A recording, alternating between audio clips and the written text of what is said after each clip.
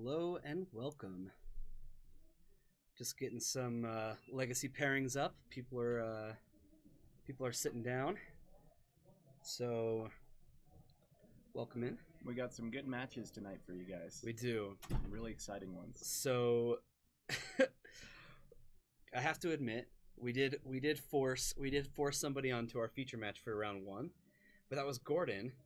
Gordon's playing Ant Storm, and he's playing against Bryce, who's playing Nyx Fit, which is funny because I was like, we need to see some Nyx Fit today, right? Oh, yeah. What's more funny is that on our backup match, Les is also playing Nyx Fit. So we're definitely going to watch some Nyx Fit And today. I didn't even force that one. That just happened. So, table 2, we have Nyx Fit versus,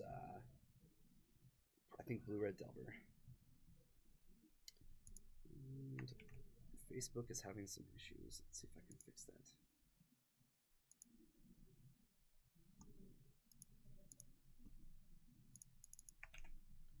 And I guess people from Facebook can watch us. I guess. Fine.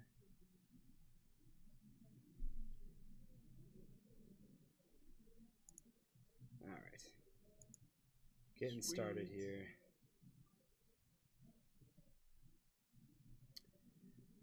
All right. There is a storm brewing. Awesome.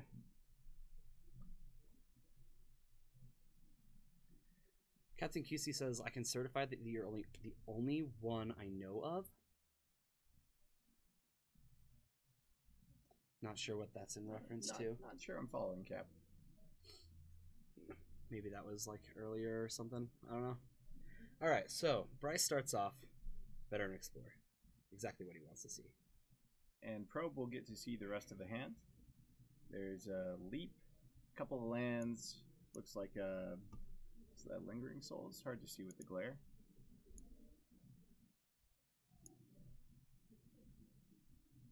I think that might be a Lingering Souls. I think so. Our volume is low. Okay, I'll give it a check. Oh, it sure is. How about that? Is that better? Yeah, I don't know why that resets sometimes, but welcome in. Sorry about the volume there. It's not supposed to reset every time I do this, but okay. It's going to fetch up a basic swamp, and we've got a Cabal Therapy. You know, the dream. This is going to take this is going to take Evolutionary Leap. Oh yeah.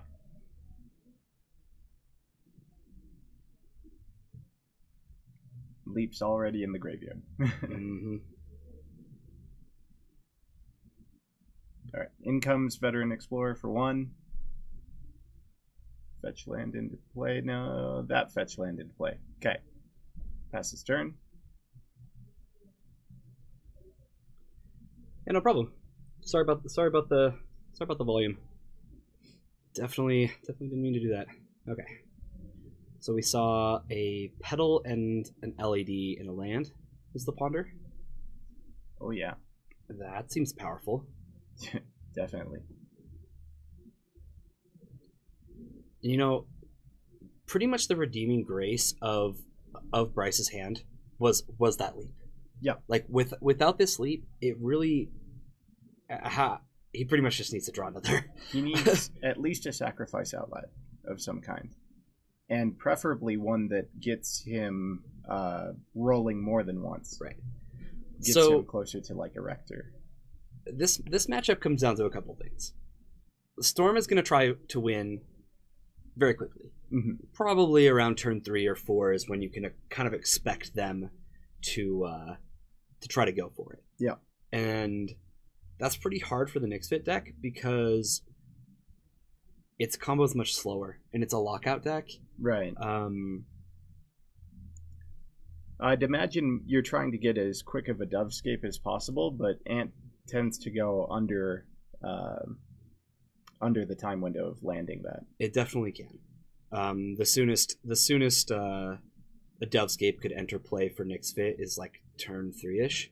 Mm-hmm. And we're so behind that I can't imagine Bryce winning from this point. He needs to top deck something very soon. Alright, so this is the Lingering Souls. And I think for Storm, this seems like a pretty good, easy matchup. There's no Force of Will to really play around.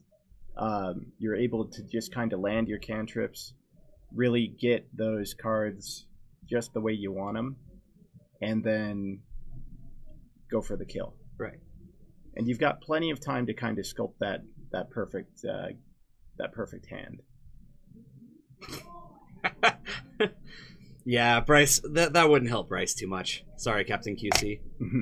I wish it would help more. Okay, so these are Gordon's Storm tokens.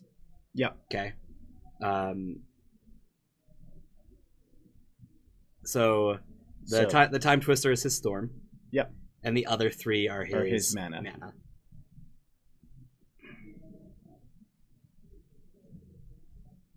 And something to mention about Gordon, and the reason we wanted to show his deck off a little bit today, is he was our Legacy Classic winner earlier in the year, and I kind of get to show off what he won. Oh, it's really cool. Yeah. Probably after this round. Yep. Is when I get to show it off. I'm kind of excited because I hadn't seen it till earlier. Might even be able to do it during sideboarding. Maybe. If there's time. Might want to look over at that other match, though. That's true. We've got plenty more next fit. So he was able to, to make that top cut and take home the Legacy Classic earlier this year. All right, in comes the Infernal Tutor with the LED, sacking his hand, getting some more mana.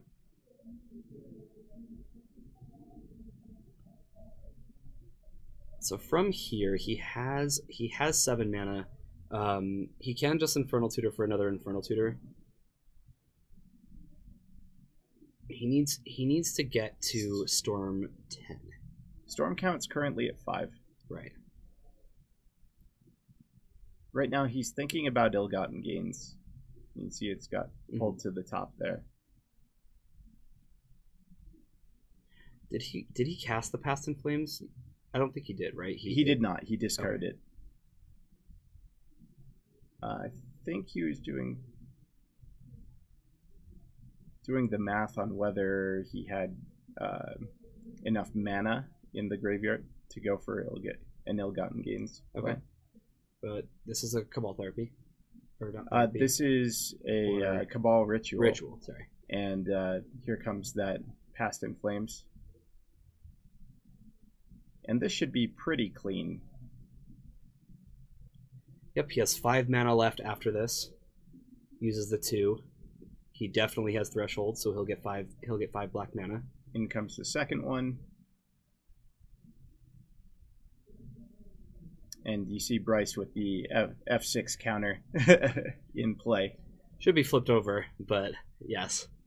He's like, okay, if you're going to kill me, kill me. Storm's at 10. He's like, yeah. He Cabal therapies, and Bryce is like, that. I'm not going to let that one resolve. I'll just concede now. All right.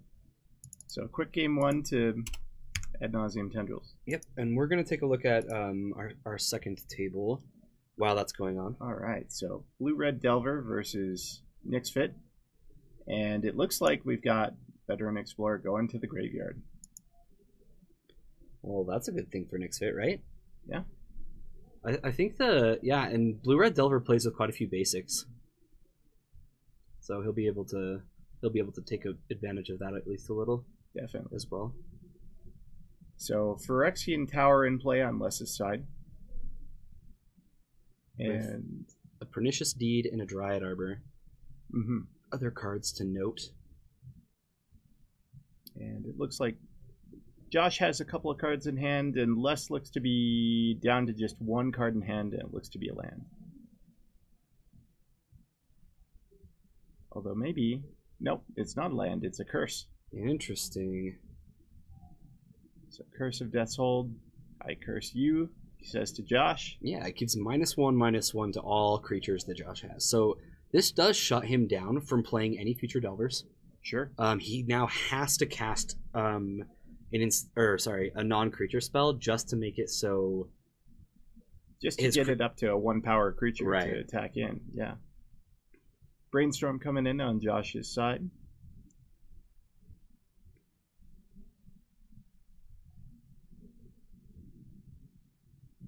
I think I see a Force of Will in there. In case Les draws into like a Rector. But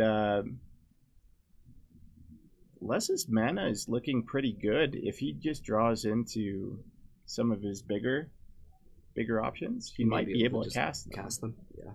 And while Force will deal with one threat, if Les is able to draw a couple in a row, he might get somewhere. He definitely can. Not only that, but Josh is also in a position where, like, the opponent's at 12. He has burn spells in his deck. He may just be able to burn out over the next couple turns. I'm not sure exactly what's in his hand, but could happen. It didn't look like there were too many red cards in that hand, but you know, things can easily change with this blue-red Delver deck. Here we see a Ponder. It's almost like they cast a bunch of cantrips right? To turn the blue cards into red cards. Now, one thing is, these creatures are definitely not going to get there, especially with a Deed in play. Yes. Something to note, though, the Dryad Arbor will die to any Deed activation.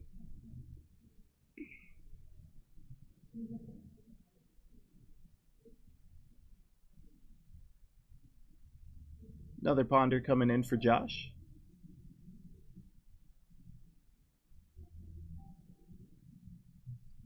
Oh boy, time to troll some streamers, huh? Well, welcome in, Jeff.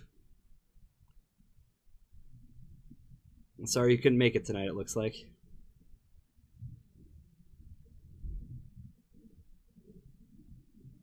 Okay, Gataxian Probe. So this is spell number 3, or non-creature spell number 3. Or is it, I think it's 4. It is 4. I think it's 4, but it's only going to be 3 power because of that curse. Right. So, in for 3. So it's going to put less to 9.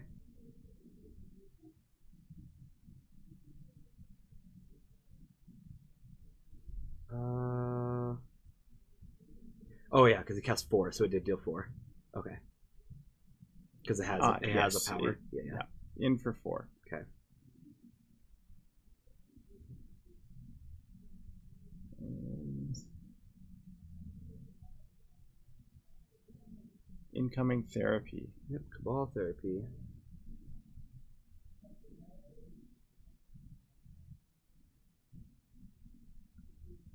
This is a sack outlet.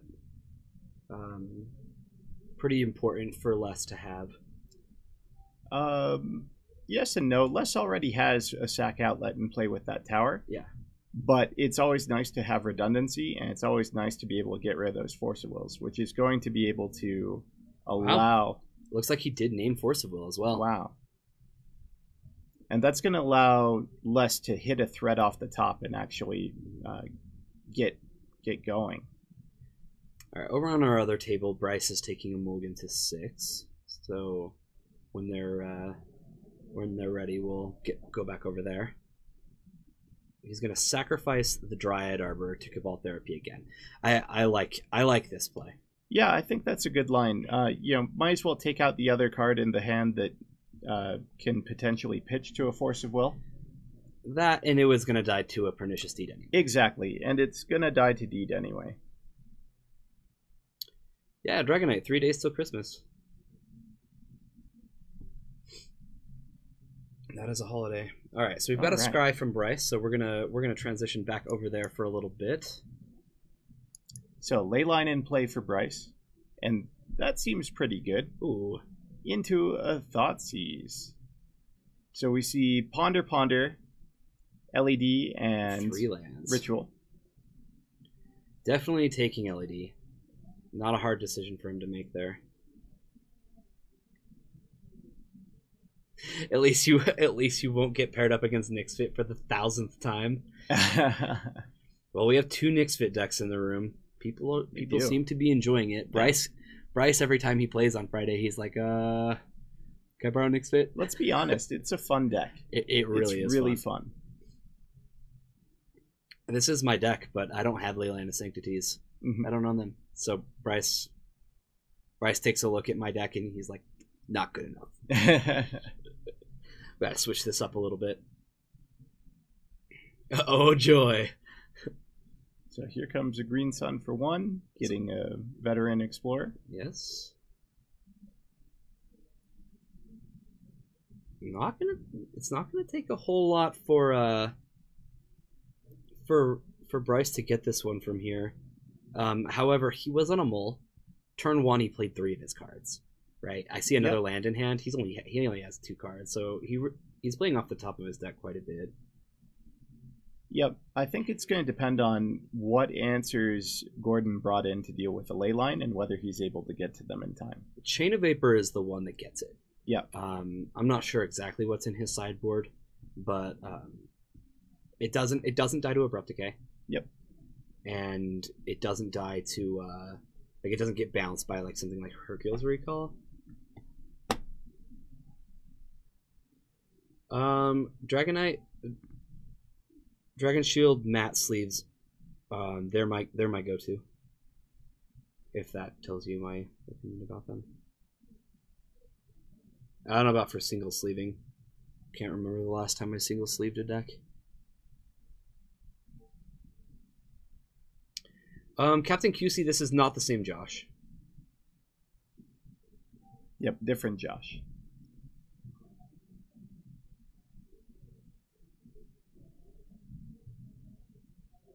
So there's still no hope for him. Third Ponder coming down for Gordon.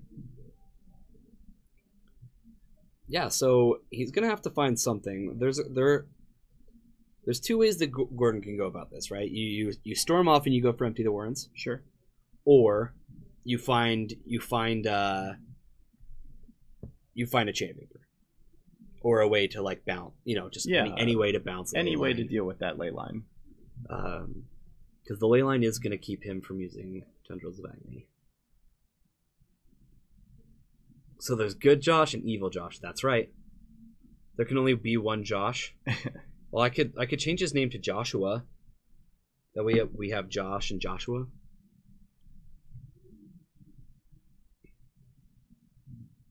All right. So I think I saw a therapy on Gordon's side. And let's see what we got going here. Here comes an Infernal Tutor. Yep. Picking up another Cabal Ritual. I almost said therapy. I know, that's what I said the first time. I was like, I know it's not therapy. Gets you mana. All those Odyssey cards. Mm-hmm. All of them. Mm-hmm. You'd rather us have them fight to the death with Sabers. How about with magic cards? We could have them fight to the death with magic cards. That is an option.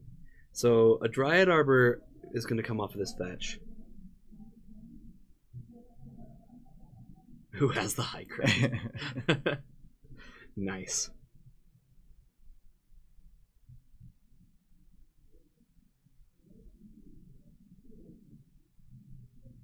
I'm not 100% sure, but I would guess that Josh Snow has the high ground. So in for 2 for Bryce. And looks like... Oh, he has a therapy. Here comes a therapy. And in response, we're going to have a Brainstorm. I think there's another Cabal therapy, though. And I'm sure Gordon's going to hide at least one of those Cabal therapy or Cabal rituals. Looks like he put both on top. And yeah, he had a third Cabal. Yep. Cabal. Yeah. Ritual. The Cabal ritual one. Yep. We see Infernal Tutor, Lion's Eye Diamond, Brainstorm, Fetch Land, and his own therapy. And we're going to see... Didn't quite resolve that the way that they're supposed to resolve, but oh well. That's so, okay. Something to mention, Cabal therapy from Gordon, it actually like he would have to target himself to play it. Because of Leyline of Sanctity. Correct.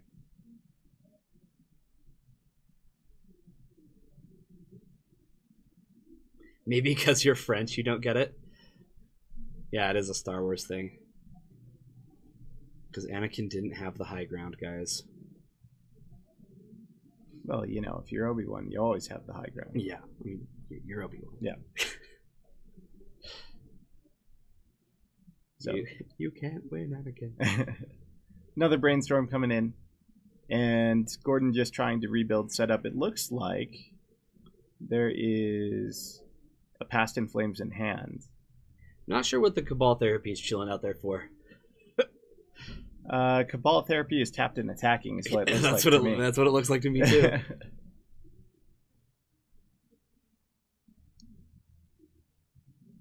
Oh, did he therapy again? Is that what's going on? Yeah, that's the resolve off of the flashback. Oh, okay. Interesting. Wow. I thought that had already happened, but so he drew one of the Cabal Therapies. And then he got 2 of them, so I think the top of the deck is still a Cabal Therapy, so that unknown card remains, or not Cabal, Cabal Ritual. Oh my goodness. I just can't even, so he's going to get rid of that. Grab another land.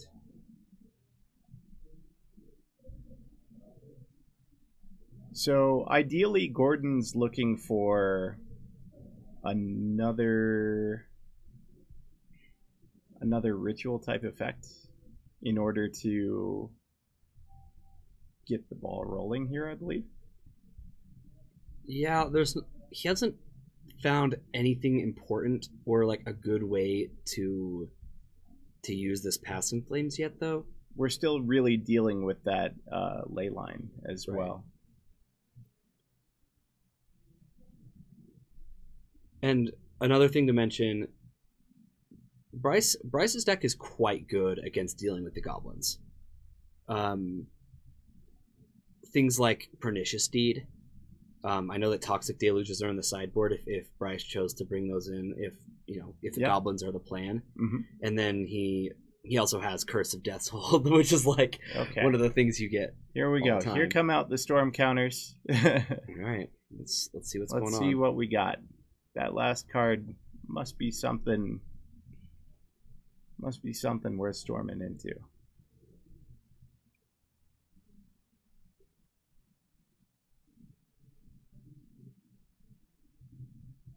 Looks like we might be seeing an Empty the Warrens, or is this just the Past in Flames? Past in Flames it is. Alright, Past in Flames. Here comes some rituals. Lots of black mana coming in.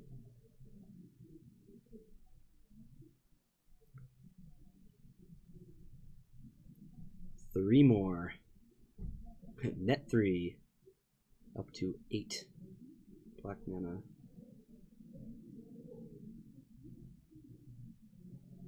And Infernal Tutor. It's an Infernal Tutor. Make a bunch of goblins. Yeah, Overwhelming Splendor is nothing. Crack both. Bryce needs a creature with banding. I don't know anybody or anything that needs creatures with banding. But big die on the red mana. Yes.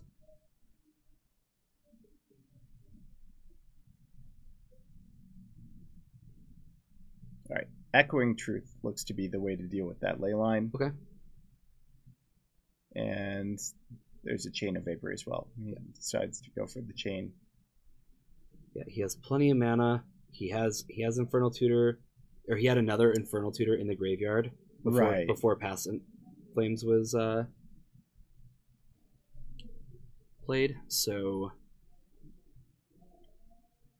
should be able to just go off with Tendrils here. Yep. Storm's already at 7. Yep. And he only needs it to go to 9, so this is just Infernal Tutor, get Tendrils, win game. There we go. So Bryce unable to kind of capitalize because of the mulligans on his pretty decent starting hand. And it looks like Gordon's going to take this 2-0.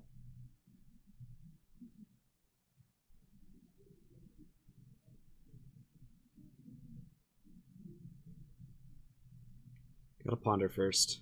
Just in case. Doesn't really matter what he takes. He has what he needs. Let me see your hand. Take one quick look. And tendrils. Alright. So Gordon's going to clear that one up. We're going to talk a little more about him once our other match is done. Let's see what's going on over here. So, another ley line in play from our other Nyx Fit player, Les. Yes. And we see a Swift Spear in play on Josh's side of the board.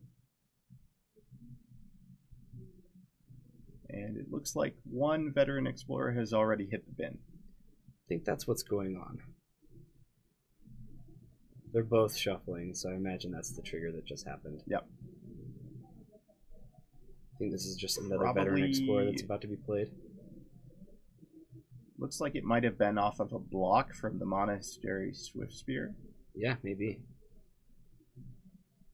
Yeah, he just passes. Yep. Okay.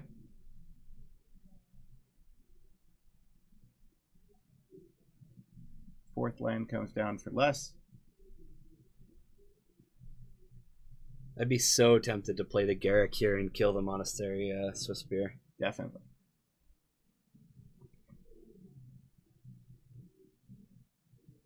You see a lot of burn in Josh's hand, and not many, not much in the way of red mana to cast them at the moment. It looks like he'll be limited, at least short term, to one burn spell a turn. Right.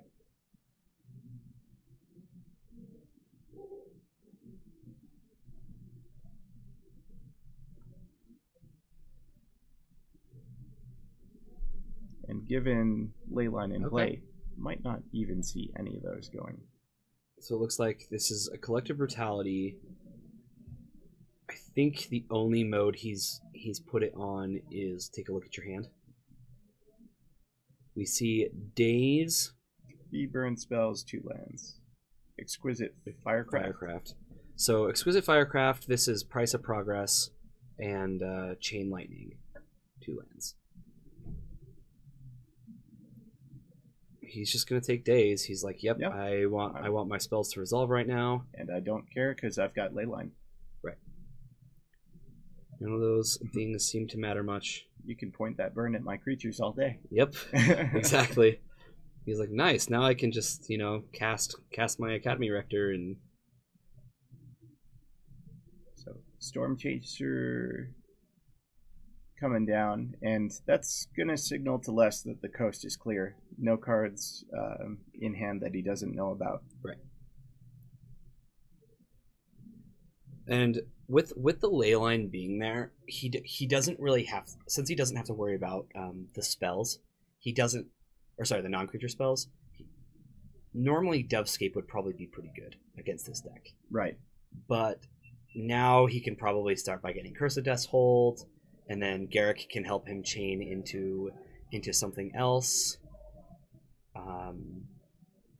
Hopefully. You can watch with us for a moment. We'll talk to you in just a sec after this is over.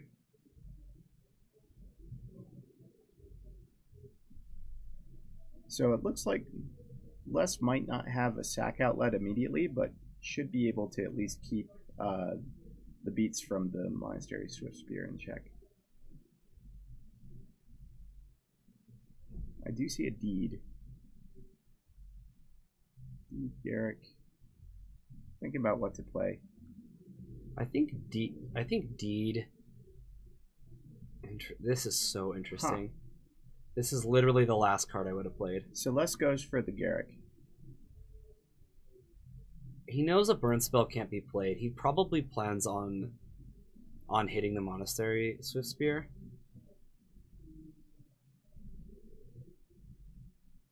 The reasoning I have behind not loving this play is because why not just make a wolf? He's gonna make a wolf.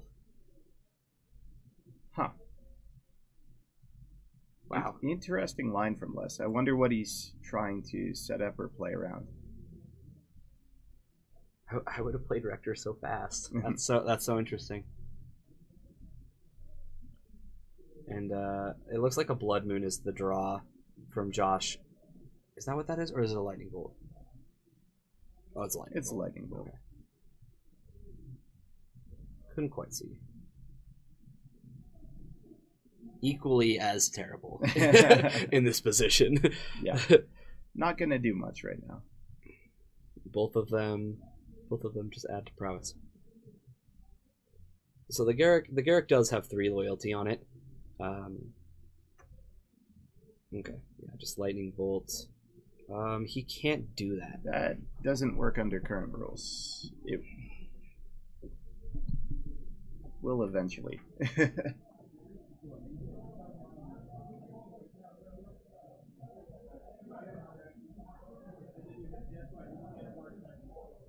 So we're just making sure that they keep the game state right at the moment, and then let them get right back to it.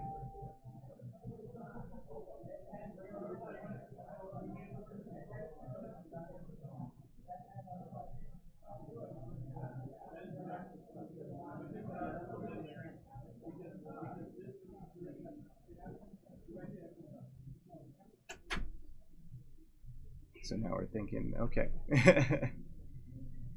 Ley lines in play, can't do it. Alright, easy to back up. So, lightning bolt.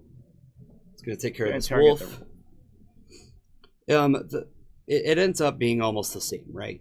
He lightning bolts the wolf and then prowesses and kills Garrick. Yeah, should be able to kill the Garrick. Looks like a price is going to come in as well. Dealing 2 damage to each player. And price doesn't target, so that's perfectly fine.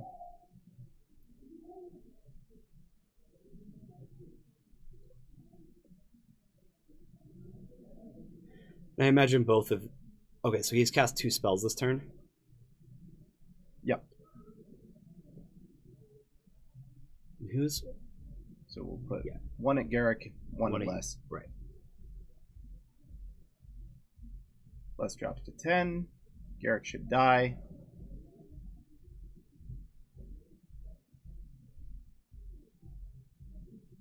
And pass his turn.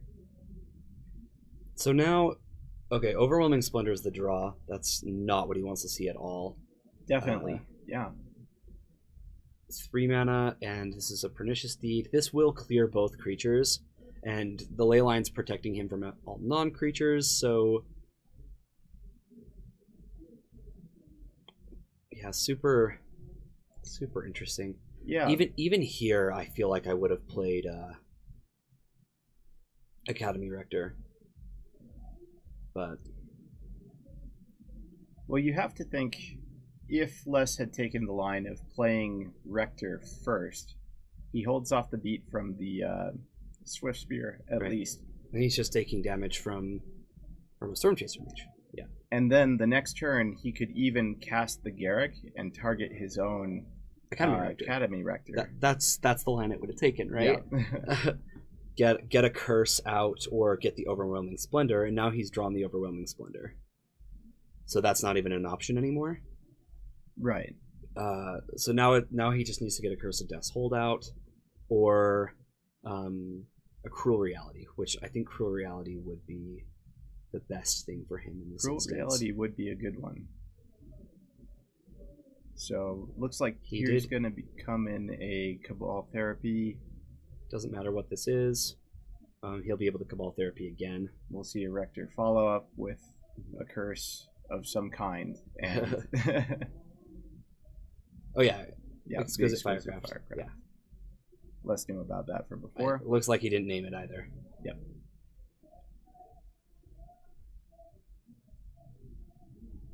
Yep. Here we go. Cabal Therapy. Name Exquisite Firecraft. After this happens, of course. So he'll choose to exile. I'm definitely interested to see which one he gets. Yes, Cruel Reality. I agree with this one. This will end the game quite quickly. So Josh reading what Cruel Reality does. So this is a curse that's going to go on to Josh, and at the beginning of Josh's upkeep, he has to sacrifice a creature or a planeswalker. If they can't, then they lose 5 life. So on the upkeep, Stormchaser Mage is going to die. That's what he's showing. It's not an option. Yeah. You have to sacrifice a creature. Then if there are no creatures, Yeah. you lose 5 life. Or Planeswalkers, sorry.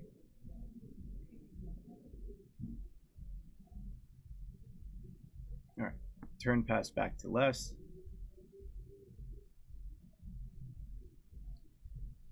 And 5 damage gets dealt. This is a Chain Lightning. Not going to do anything. This is an Evolutionary Leap. Definitely going to cast that one.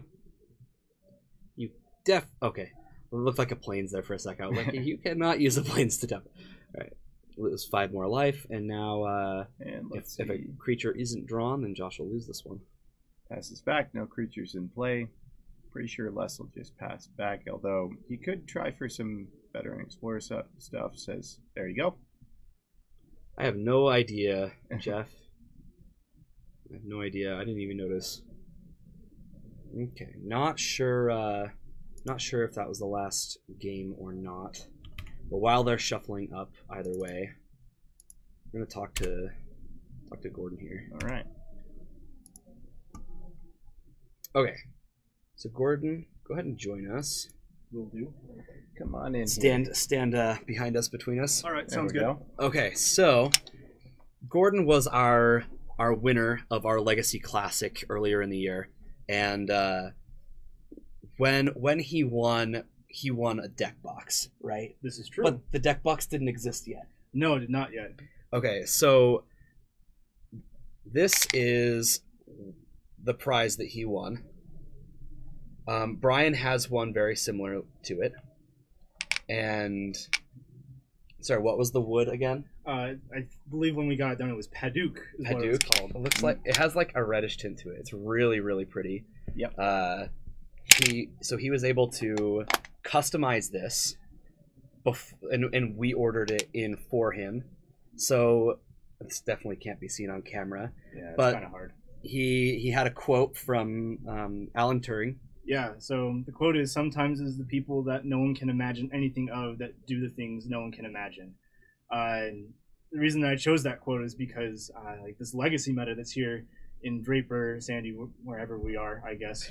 Draper, yeah. Technically. Well, I'm from Logan, so like everything is just south of me. Anyways, so the reason I chose that quote is because the legacy meta here is really good. Everyone's very good at Legacy. They make most of their day twos and Legacy GPs that like they're very good. They're very tight playing and they know exactly what they're doing. I kind of put myself as the underdog coming into this tournament. I was like, you know what? If I win, good enough. If not, whatever. And so being the underdog and then ended up winning the whole thing, I was the one that no one imagined anything of that did the thing that no one can imagine. And so that meant a lot to me. I was like, you know what? I'm gonna put that on there as a quote. Right, and then on the dice part, you might be able to see this. Yeah, so up at the very top it says Wild Fork. So at Utah State University, that's where I went to college. I got my degree in computer science, and my favorite class that I took there is called Operating Systems and Concurrency, where we learned about how exactly an operating system works and all of that. And my favorite thing that I learned from it was how exactly to kill a computer in code. And that's all with a simple line of Wild Fork. So what it does is just imagine that you're watching Twitch right now, and you have another instance of your browser pop up, and then it pops up again, and keeps doing it over and over and over and over again, until eventually you have so many instances of your browser that are open that your computer just dies and can't do anything else. Your CPU is just bogged down entirely. That's one of my favorite ways to just kill a computer. It's so much fun. It's literally storming out your computer. It is storming out your computer. Of course. So Gordon did get to play. He was our feature match. He wrecked Nick's Fit. Yep. Nice and easy. Yep. Nice and easy. Even game one, we're like, oh yeah, he has Leap, and you're like Cabal Therapy, and we're just like, he doesn't have Leap. Yep. Yep. So that ended quite quickly, but this deck box, we are going to be giving out 2 more of these. They're going to be going to the finalists of the symposium on December 30th, and so it has this lotus part to the top. I'll try to do this all tilted. For your dice, and then over here, this part's the opening, even though it's all flat and through the magnet. Ta-da! Insane Clown Posse will never know how it works. Nope. And then yep. And now, even when your deck's in there, the magnet will hold that sucker, huh? Yeah. Yeah, it does Like, not come out. Yeah, that thing Just typically holds fantastic. my vintage deck, and like that thing never comes out. Oh yeah. It is really, really gorgeous. Mhm. Well, thank you so much for coming and talking Exactly. to Yeah, us no for- problem. Yeah, it'll be on display Maybe- here for a while in case people want to see what exactly it is and Cool. all that Definitely. stuff. Awesome. Awesome. Yeah. Well, I'm sure we'll see you in future rounds because you keep winning, right? I sure hope so. Awesome. Thanks, Gordon. Thank you Thanks very for much. stopping by, Gordon. All right, let's see if there is any more games to be played. Looks like they've gotten started. All right. So back into it over here. There's a Swift Spear in play. We do know Josh's hand. He just revealed that Yep. he has a snow-covered forest island and a force of will, and Les is already at 10. Yeah. Les does have a Rector and a Therapy in hand. Here comes a Therapy, looks like. Just gonna name force of will. Stay classy, Gordon.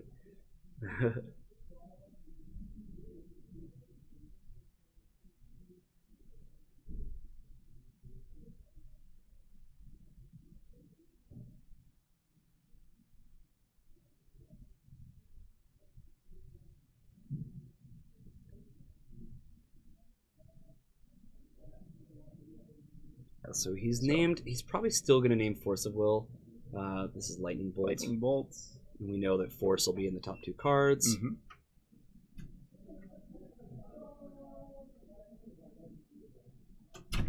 And we have another Brainstorm. So there's going to be a lot of damage from this Swift Spear, right? Yeah. Or at least... Yeah. We've seen one spell so far. It's likely that we're going to see a burn spell here as well coming across, and if there's 2 burn spells, this could be lethal. It looks like there is 2 lightning bolts to the face. Puts him down to 4. Swing 4. Swinging for 4 exactly.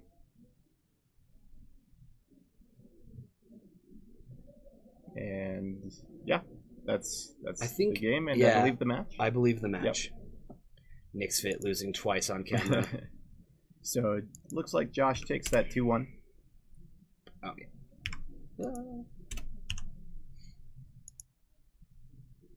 Cool. All right. I really like this. I really like this blue-red Delver deck. It does have this like burn element of like you have Yeah. to deal with me by this point. Yeah. But it also has the tempo to it. So Yeah. And it plays out a bit faster than your typical Delver deck, mhm. but it still has sort of some of those same elements to it. I like to think of it as a burn deck. Definitely. But because you're adding blue, you have more card selection, and you get a couple of creatures that are a little more efficient than what you'd be playing with if they were red. And you If it's get just red. the big thing in my mind is you get Force of Will. Yes. Force of Will allows you to deal with the combo decks that you might not be able to deal with as straight burn as easily or efficiently. Yeah, I absolutely agree. All right, let's come back here. Hi guys. Hello. All right, All so right. two Nyx Fit decks down, and then we've got Blue Red Delver and Storm. Yeah. Some good decks, some good players. Josh definitely trying to be the superior Josh. Making an okay case for it that match. I agree. Okay.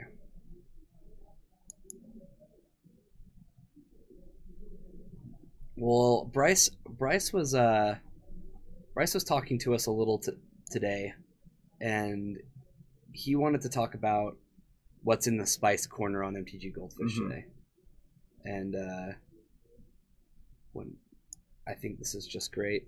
He's like, do we need to play this on stream?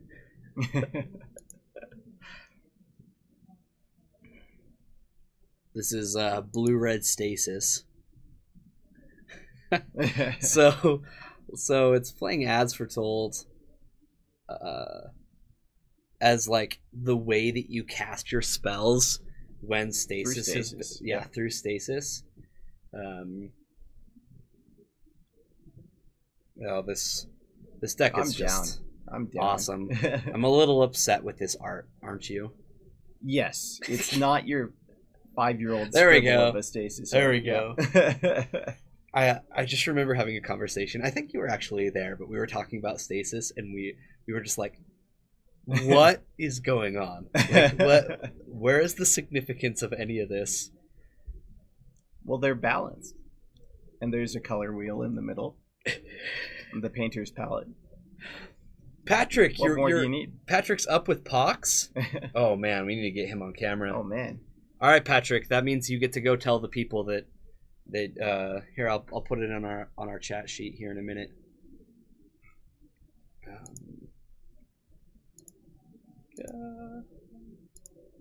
Hold on.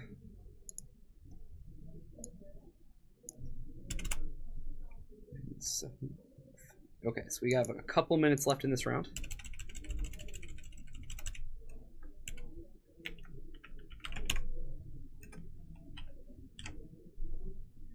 All right.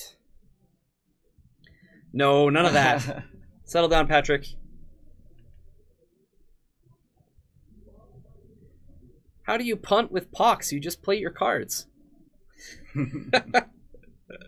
Stage fright. Stage fright. All right. But no, sorry. Okay.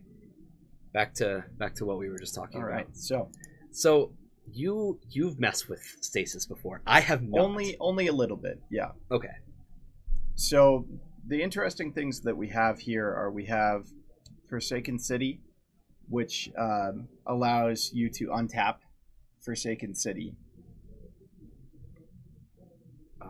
by removing a card from your hand from the game, and it adds 1 mana of any color. So you're able to keep going with your stasis with that. So that's a two-card combo. Exactly. It keeps your opponent locked out and not you. Exactly. As Foretold and is a real interesting addition to the deck. But mainly, this is a Blood Moon. This is a Ensnaring Bridge, kind of lock your opponent out kind of a deck. And you've got things like Chain of Vapor to return your stuff, and you've got Ral Zarek to untap your own permanents. Yep. And it basically, you do nothing until you win the game. Distinct lack of Fevered Visions. Fevered Visions, yeah, that would be an interesting one. Just kind of wins the game once you have a stasis. Mm-hmm. Interesting. So Bryce thinks that we need to try this deck out on our Moto streams during the days. I'm down. Yeah. This looks like a lot of fun. I think the One of a Braid is kind of an interesting choice as well. Yeah, it's any artifact. That might be a nod to Chalice. Yeah, very well could be.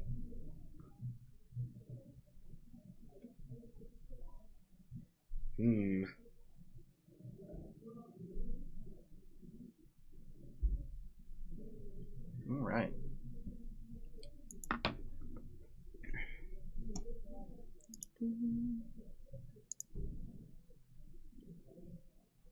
So, another little plug. Let's take a look at. Oh, we should take a look at eBay.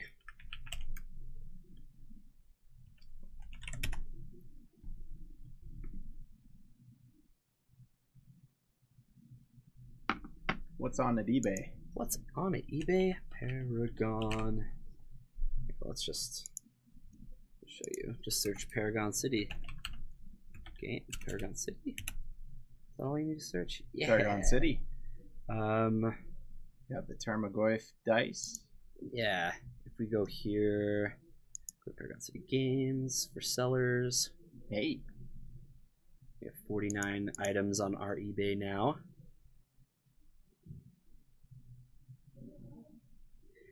Les is worried that we're blasting him for not playing the Arbor. No, we're not blasting him.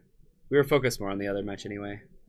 All right, we have our Cats and Cantrips tokens. Cats and Cantrips tokens up on eBay now. Awesome. Which is great. I think it's just an easier way to buy these. Yep. These tokens are going up on our website here pretty soon, which I'll talk about in just a moment. But if you search us by buyer, you can get your Merit Lage tokens here. Oh yeah, everyone needs a Merit Lage token. Obviously. Yeah. Even if you're not playing Merit Lage in your deck, you still need a Merit Lage token. You still need a Merit Lage token.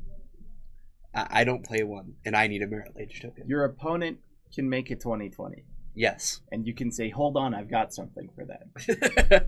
Put it into play. Yes. So, other place I wanted to talk about is ParagonCityGames.com. Oh, yeah.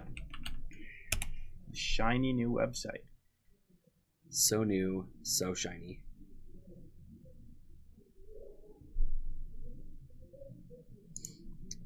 So, this site went live quite recently. We're still making lots of updates, but we can help with all of your Die Hard dice needs, your gaming accessories. I can just list them all. Right? Oh yeah. Sealed product, and then we've got a ton of board games, just 1.5 million. Oh yeah. Games. Warhammer 2 if you're into that. Mm-hmm. Tabletop collectible type stuff. And then if you click here on media, you can jump on, and we've got our streaming schedule up here, and you can also see the stream. Watch the streamception. Watch the streamception, because we always have to watch the streamception every time we go to the site, right? Of course. And then soon enough, we'll have tokens here as well. So if you guys are looking for your Cats and Cantrips tokens, we'll be selling them on our website. All right. Let's see if this round is about over. Maybe. They're thinking about it. Not so much. Well, chat, how's everything going? Tell us about your plans for your Christmas weekend. I mean, we know what everybody's going to be doing for New Year's, right? They're all going to be here. Except for me, I'll be skiing for the symposium. Except for Matt, because he's lame or awesome. It's one of the two. I never really know which one. I wish I could be here. Kind of wish you could be here. I mean, skiing's great. I'm not gonna lie. Someone's got to work. Somebody's got to work. Your job's just like my job. It's what we'd be doing anyway. But yeah. So Legacy Symposium coming up very, very soon. Looks like our next round is up. But I'm sure I'll plug this at the end of our stream as well. But yeah, this is going to be a huge event. It's a Legacy 1K. This is on December 30th. Mm-hmm. And those deck boxes that we showed. Yeah. One will go to the top and the finalists. Both finalists get one of those boxes, custom made for them. Awesome. That's incredible. And they're gorgeous. Their value feel is very high quality. Yep. They feel solid. Mm-hmm. All the moving parts work wonderfully. Absolutely. Especially that kind of intricate top bit. Really cool. Right. So, all right. Looks like we've got some things coming up here. We've got Crystal, and I believe that she is on Eldrazi today. John requested you watch the other match, the Crystal Gordon match. Okay. And John's on Elves. Thank you. Crystal is on Eldrazi, and she's going to play against Gordon.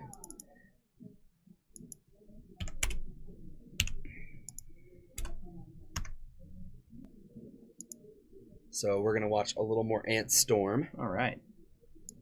So we'll give you the shuffle cam on that. Then on table 2, gotta get a good shuffle cam going. I don't know why John would not want to be the main feature. Oh no. He's on Elves. That's all I ever want to watch. See Elves. That's how I feel. Should we just ignore their request? I'm really tempted. Very tempting. Lewis Val, thank you so much for the subscription. Awesome. Appreciate that. Yes. And that subscription is also going to enter you into the drawing for a Tundra. Yeah. That is a good thing to mention, isn't it? Yeah. So we're going to be doing a ton of giveaways during our symposium on December 30th, and all of the giveaways will be to subscribers only, which should make subscribers happy right now, because guess how many people are subscribed? I see 17 right now. 17. So 1 in 17 chance of a Tundra. And we're going to give like something out every single hour. One of them's going to be a Tundra. So I think your so chances far, of getting so something is like quite high if you're a subscriber right One now. every hour, 17. I'm not very good at math, but you might even get two I feel things. like 24 is less than 7 or more than 17. So I agree. You know. Oh, awesome. Thank you so much, Luce Val. Okay. Well, looks like this match is about to get started. Still really just tempted to watch Elves anyway. It's just a fascinating deck, and it's difficult to play. Oh, yeah. Fun to watch.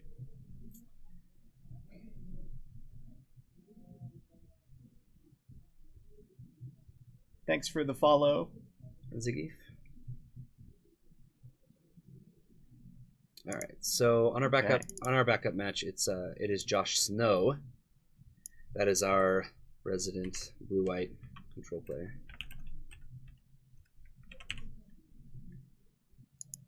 Versus John on Elves.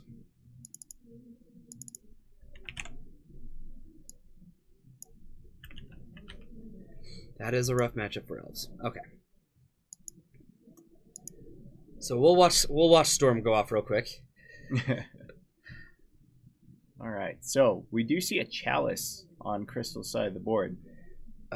Unfortunately for her, this can't be put on 1 until turn 2.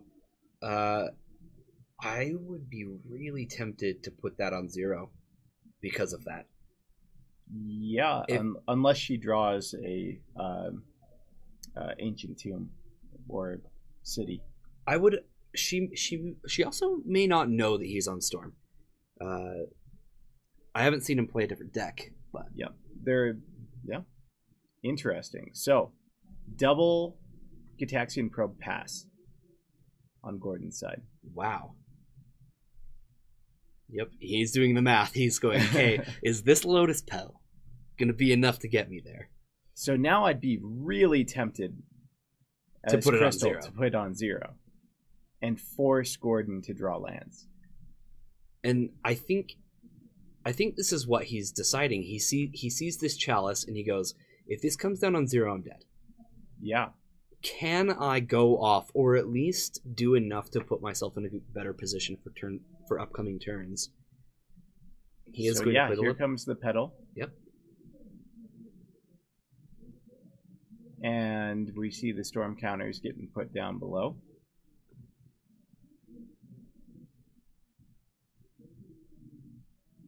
Is there enough to go off here?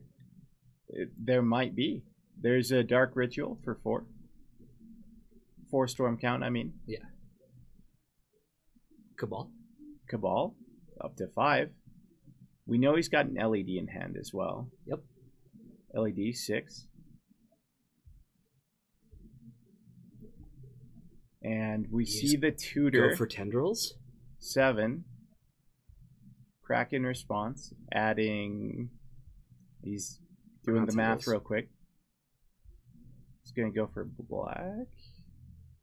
No, he's just doing his. He's gonna have 5 mana. Black and blue. So, yeah. Is this? So I think this is an ad nauseum. I think so too. Miracles or lands today? Yes, we have Miracles playing against Elves on our backup match, and I believe Paul is here. I didn't actually see him, but he's always here. Usually. So yeah. Usually we have a couple lands players. So okay. So now we get to do the top deck math of damage. Yep. So he needs to find petals. Yep. and rituals. He needs a way to start this. He also has not played a land yet, so he is able to play a land and go that way. He definitely will find a land Yeah. off this. You're right, that would be enough to go off. Exactly, Jay Winner. And there's the tendrils. We So see he's- several petals, He's and at this 12, should be enough. He's at 8. Almost enough. Down to 7. We need a ritual. Down to 6. Down 5. to 5. I believe we're about one ritual away. He's going to stop there. Yeah, so he stops with Okay. 5 life. So down Here's comes... Lion's Eye and Petal. This puts Storm at 10, 11 with the second Lion's Eye. Ill-gotten gains, yes. Yes, ill-gotten gains will He do is it. he is Yeah. a fan of ill-gotten gains. And ill-gotten gains will do it here, if he has it. He did go over it. Yeah. Yeah. So ill-gotten gains, he's going to crack, add a bunch of stuff to his mana pool. Then he's able to tendrils out of the yard after, if he can get up to 4 for an ill-gotten gains. Although if he can get up to 4, he should just kill.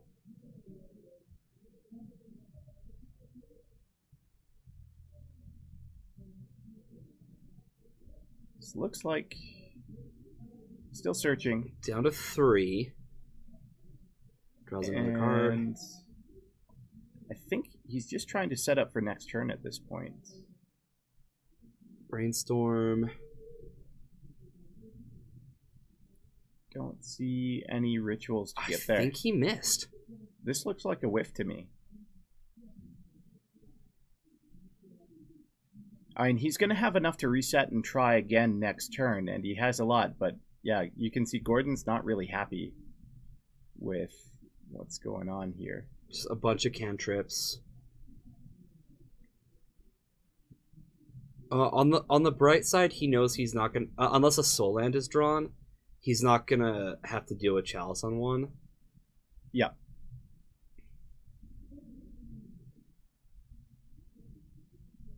Gordon just really going through what he wants to discard here and how he's going to set up for the next turn. After that brainstorm. That was just such a strange ad nauseum. Yeah. And yeah, counters go away. Passes turn back. There's an I have Ugin. I have Ugin drawn by Crystal. And I into play, passing turn back. Interesting. I definitely would have played a land to try to get that Chalice. Yeah. Interesting choice by Crystal. Brainstorm coming in from Gordon's side. And we see a Petal and a Probe. It looks like we're putting back a couple 4-drops on top.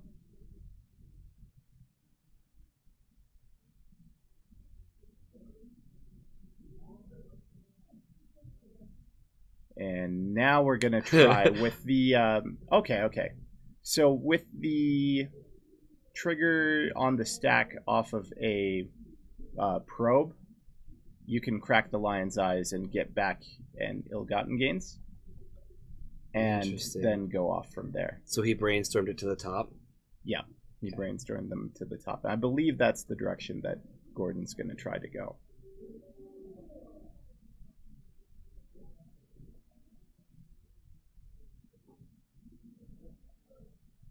We'll find out in just a second.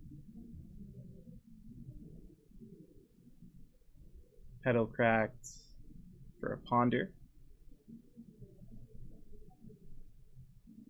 And here comes the Kraken response. Same thing as the probe.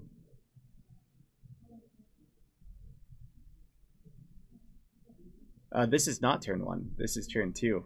This is turn 2. Turn 1, he tried to go off, played Ad Nauseam, and the Ad Nauseam did not find him any ritual effects, and he blanked. So he just kept a hand with a bunch of spells. Yep. He's trying to go off again on turn 2.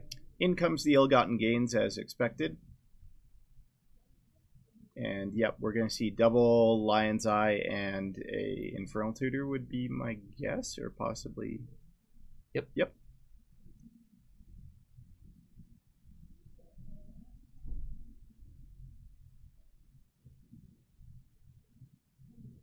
Storm count up to 6. Going to be up to 7 here. Kraken response to the Infernal. 3 black floating. 3 blue floating. He's going to tap a red, get a Past in Flames.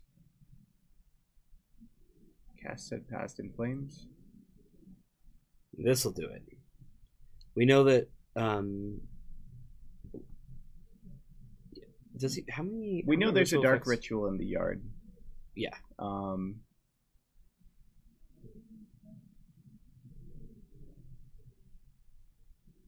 There we go. It's 5 mana. Storm count up to 9. Up to 9. Yep. And doing a search one more time through, get that up to 10. Definitely enough for threshold on that Cabal Ritual. Yep. And Infernal then Tutor. Infernal Tutor. This should fetch up a Tendrils, and we should see a Tendrils for the win. So, nice play by Gordon, able to kind of get out of that fizzle next turn and really kind of get back into it. You know, it is impressive to see when a player like, you know, tries to go off like that, misses, and then they go, it's okay. You know, I'm still not dead yet. Yeah. He didn't seem to panic at all, and was able to pick up this game. Looks like he's double checking a couple things. I'm not sure why Tendrils of Agony hasn't been cast yet. There it goes. There we go. I'm going to cast 13 copies of Tendrils. At you. All targeted. So 2 you, and 2 to you, and 2 more to you. Yep. 13 All right. times. We've got shuffle cams everywhere now. Okay. As you can see, sideboarding. Sideboarding. Always. So we'll just stay here, see what's going on. At least this week, our backup matches have actually not been the first to finish. Thank goodness. So we've been able to give you guys a little bit more Magic action. That match was really, or sorry, that game was really interesting. It was. It was 2 turns. Really cool to see. And, you know, some people think Storm is not very interactive, and you can kind of see why, as Crystal's just kind of sitting there not doing much. But Yep. there is a lot going on in these games, and both on the Storm player side and on their opponent's side, there's a lot to think about, and every little spell does change what's going on. Absolutely. Something about Storm though is like he tried to go off. It didn't quite work out. Could you imagine if Crystal was actually able to like interact in any way, shape, or form? Yeah. Everything could fall apart. And Crystal is playing a deck that has access to things like Thorn of Amethyst. Yep. Even Trinisphere, maybe. Yeah. You know, it depends what her sideboard is, but Chalice is already quite good. Yep. That game, if Crystal had been on the play, Chalice could have come down on the turn that Gordon fizzled. Yes. Making it so a comeback. Very different game. Yeah. Absolutely. Got some pile shuffling for Jorgensen. I'm not sure if he's in the chat today. I think he would have said hi. No, I know some people out there like to see them some piles. Oh yeah.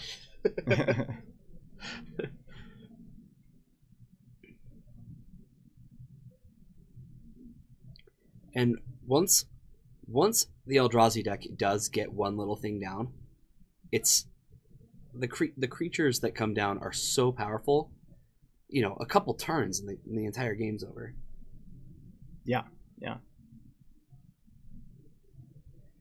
You hear Crystal is More- a very transparent player. Can you confirm? More Well, opaque. I don't know. You'd have to ask her. Not every crystal is transparent.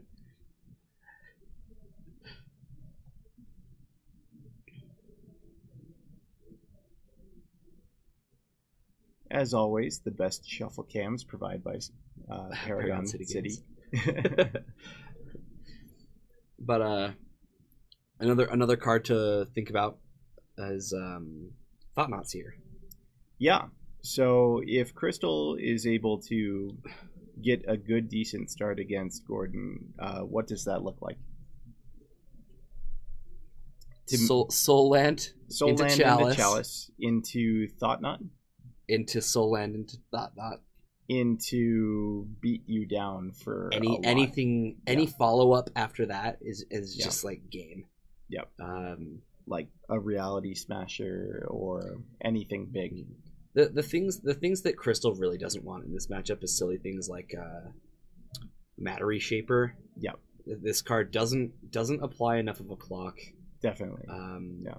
The permanent that it can get probably isn't relevant because it's probably never dying. Do the Eldrazi decks play Trinisphere at all? Some of them do. I know a lot of the bigger ones do. There are a couple ways to play Eldrazi in Legacy right now.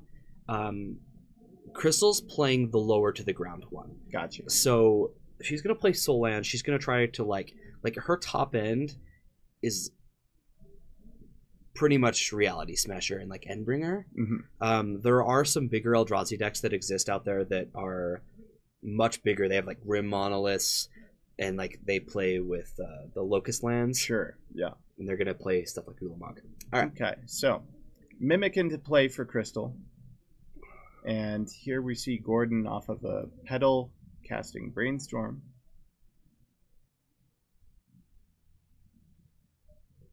We see lots of storm-like things in that hand, Dark Rituals, couple lands. Gonna fetch away the top here and play an island.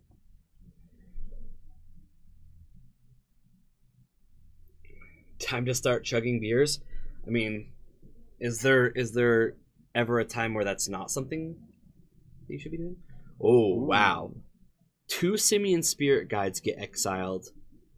For a turn 2 Smasher, and a Mimic copying that Smasher The comes power in to- for yeah. 10.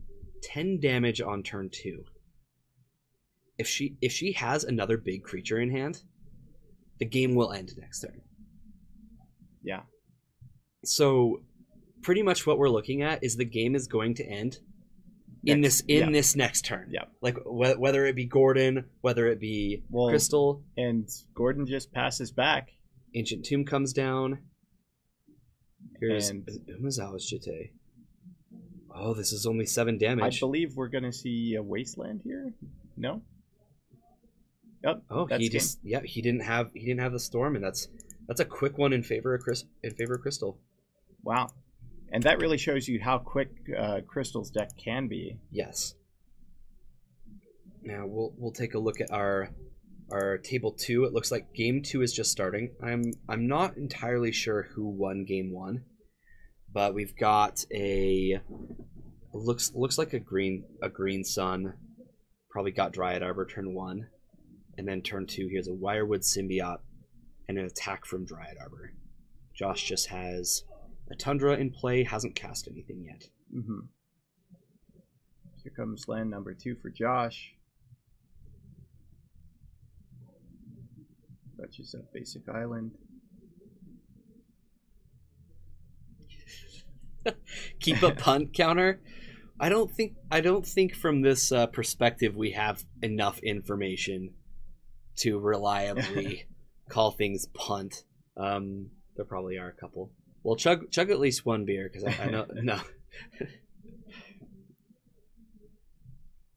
So counterbalance comes down on Josh's side, and in the past, when Sensei's Divine Top was a thing, that was a really good way to kind of keep elves off of all these 1-drops that they play. we're actually going to start game. Oh, yep. Here we go. Back at it. Yep, this is really quick. So we had a pregame action of Leyline, of the Void, and then Gordon's just going to start the game off with a Gitaxian Probe. Wow, they shuffled up quick. They did. Holy cow. They're ready to get at it. Cabal Therapy. What? Okay. Name Chalice the Void? I think you have to. Even though it's not going to come down... Oh, he names Mimic. Well, that's an interesting thing. So, he knows he can't get Chalice this turn. Unless she draws into a soul land. You weren't paying attention and you thought that Ant had counterbalance? No, we just took a look at our backup match just for a moment while they were shuffling up. They shuffled up real quick, so... Yeah, he decided not... He named Eldrazi Mimic. So that might mean that from Gordon's side, he feels he has a very strong chance of going off before that's going to matter. Either that or the two lands that Crystal has are both Ayavugan. Sure. Yeah. When, like, literally needs to be a soul land. Either a City of Traders or an Ancient Tomb has to come off the top to be able to Chalice on one. If I were Crystal there, I probably would have just chaliced on 0, knowing that we're probably not going to get this in play very soon. Definitely. We have a ley line. Let's get Chalice on 0 so that Diamond. So, and here comes a second therapy, and this is going to take the Chalice. Now looking really, really good for Gordon. So down comes an endless 1 for 2.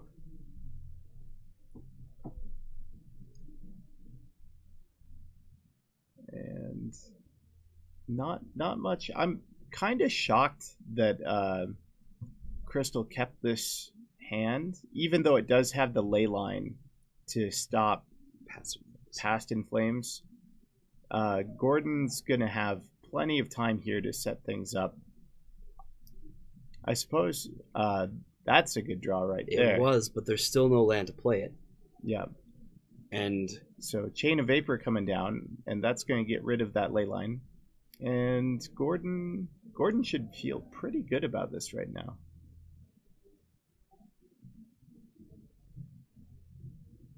He sees another Chalice.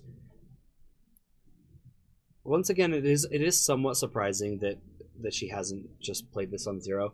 I understand why, but when you just don't have the mana, at least shut off the petals and the LEDs. The LEDs are just definitely and brutal. Here we see Gordon has both a petal and an LED. Right.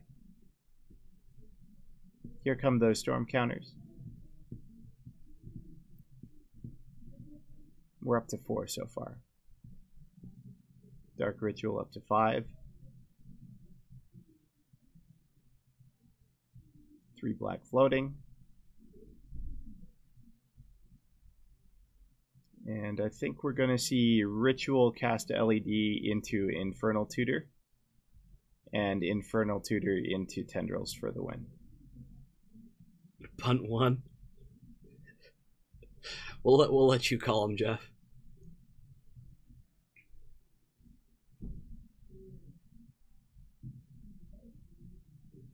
One red. LED. Storm's up to 7. So it looks like not going to have quite enough storm to kill off of this immediately. So that red to me signifies that they're likely going to go for Past in Flames, or they might go for Ill-Gotten Gains. We'll see which one happens.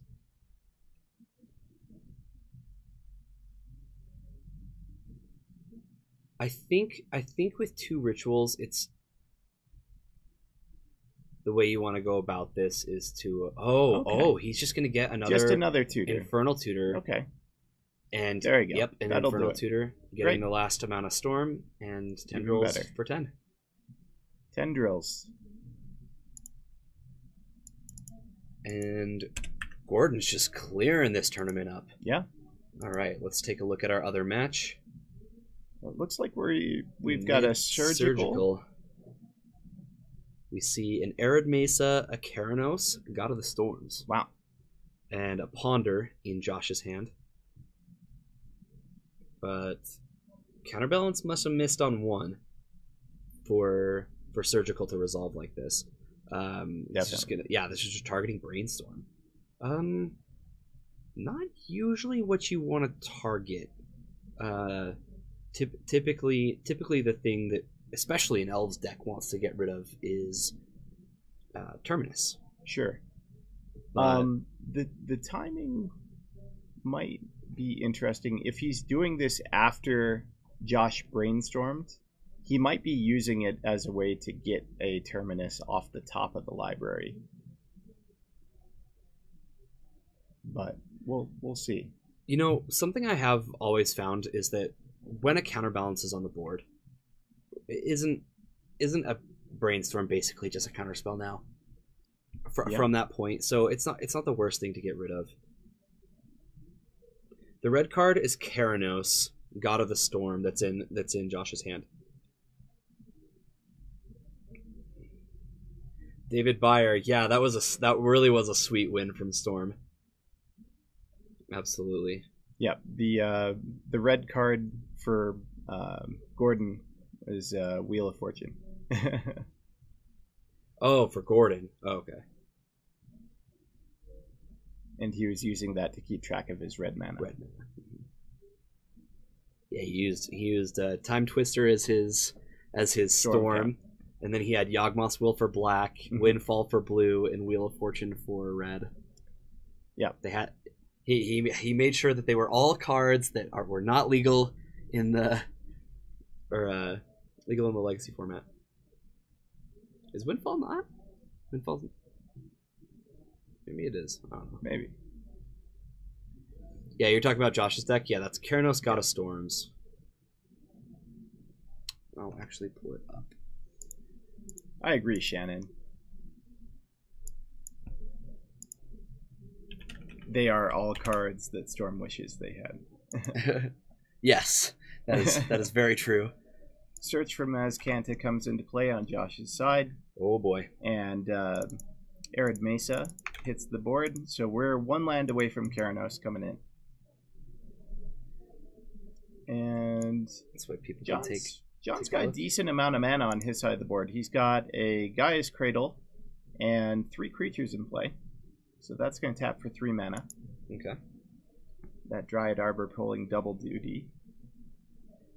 So this is Green Sun for 1? Oh, 3. It could be Green Sun or for 2. Sorry. 1 or 2. Yeah, he's tapping for 3 mana. Not sure how much of it he's going to use towards this Green Sun.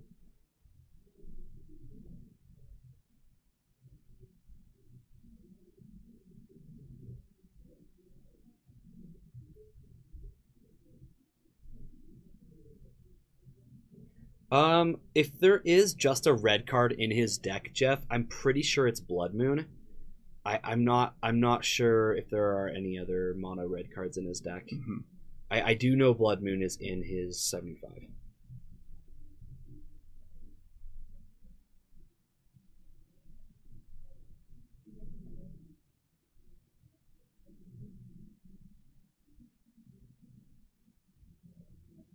Alright, so 4 mana being tapped.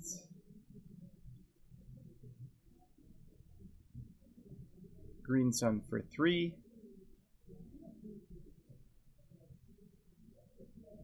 Or, no. What?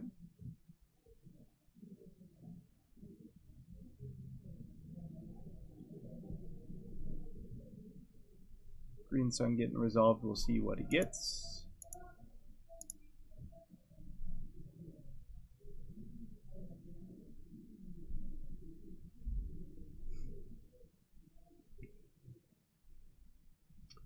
Doesn't look like he's quite sure. It didn't look like Blood Moon. I can ask him after the round. So it looks like John's taking a quick look at his sideboard there, seeing what what's left, what he sided out. Possibly he's looking for something that he wasn't quite ready for. There comes a Rex Sage, and he's going to target the Search for Azcanta. or the counterbalance. Okay. Oh, interesting. He pointed at the Azcanta. He must have said, change it to counterbalance. Yeah. So I'm still trying to figure out what this red card you guys are talking about is. If it's in the Elves deck, it could be Rurik Thar. Oh, interesting. I did see a Rurik Thar as he was flipping through his deck. Here's a Terminus. It's going to put everything on the bottom of the library. And that Dryad Arbor should be going away as well. And Josh is quick to point that out. Yeah.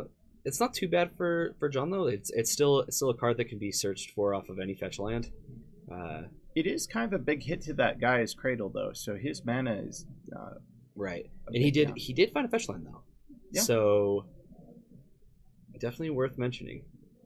Yeah.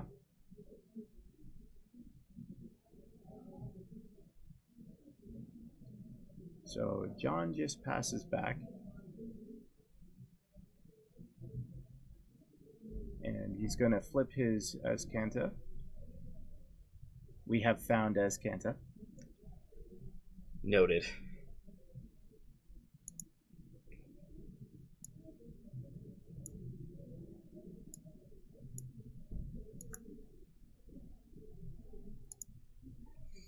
This is something to note. We actually just submitted our first emote, and it's going to be Found It. It's going to be a Found It emote, Azcanta, which I'm pretty excited about. It's currently pending. We'll definitely let you guys know once that'll be available to subscribers. Pyroblast would be a very odd one to have in this matchup. Yeah, you wouldn't bring Pyroblast in a matchup like this. No way. I'm sure it wouldn't surprise me if Pyroblast was in his deck, or like in the 75. I mean, but definitely not in this matchup. Green Sun for 1. Death Right. Keranos in play. Keranos probably gonna do some work here.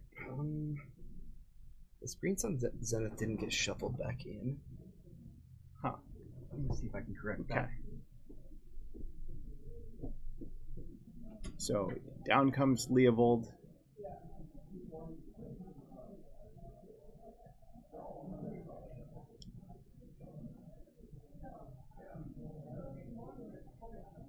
Both Green Suns.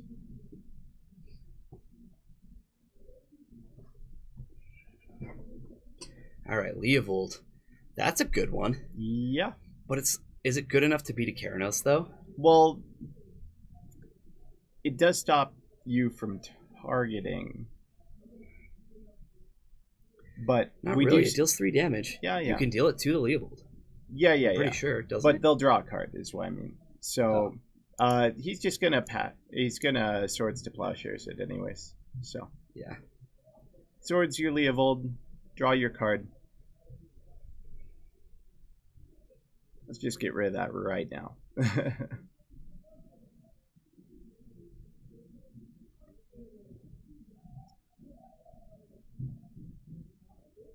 Terminus revealed to Keranos. Not gonna cast it.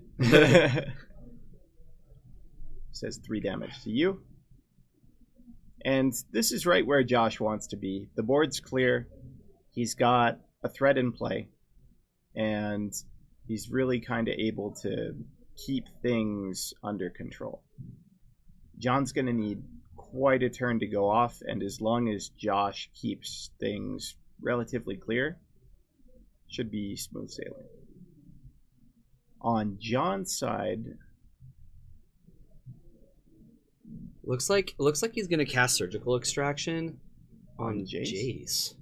Interesting. Huh. I feel like Terminus would have been the easy one to do. Yeah. You know, I'm not really sure that these surgicals are being as effective as they could be. It is getting rid of a lot of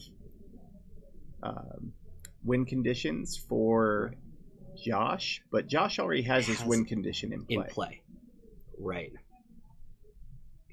See, no, if there was no win condition in play, I'd look at that and be like, I understand that, you know, like it makes sense. And right now, Josh even has Azcanta to kind of search through the top and find the threats he needs to keep the board under control. Yeah, Terminus Rex Elves. Yeah, this is actually when Top got banned, a lot of people really thought the Elves would just be a breakout deck in the format, because the issue with Elves is you really couldn't beat Miracles. Yeah. Just the threat of Terminus. How does Elves even deal with that?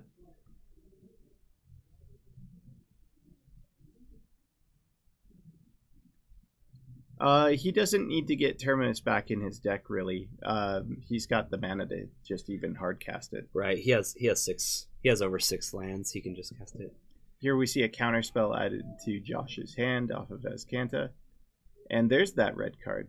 What is that red card? Do not know what that red card is. Is that Pyroclasm? Old art Pyroclasm? It might be.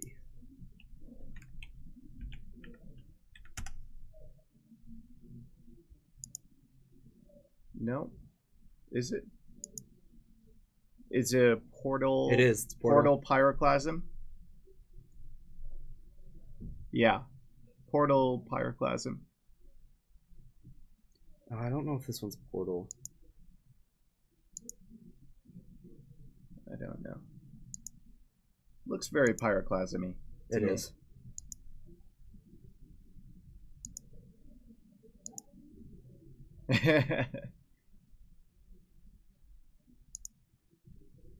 It's the Portal art. I'm not sure which one this is though, because it doesn't look like it has that like medium bar that Portal has. I could be wrong. That is a Pyroclasm.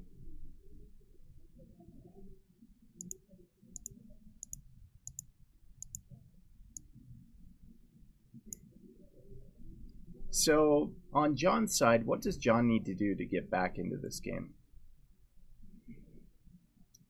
I think John would need to be able to start off a big glimpse turn and have counterbalance not be in play somehow, whether that's another Rex Sage or whether that's a top just not on one, and no way to really kind of change the top. Inject Red Bull. Yeah, there are no more Brainstorms in the deck. They did get Surgical. This does keep him from really taking advantage of counterbalance. And not only that, but Brainstorm is one of the best cards in the deck to be on top. Yeah. To use counterbalance.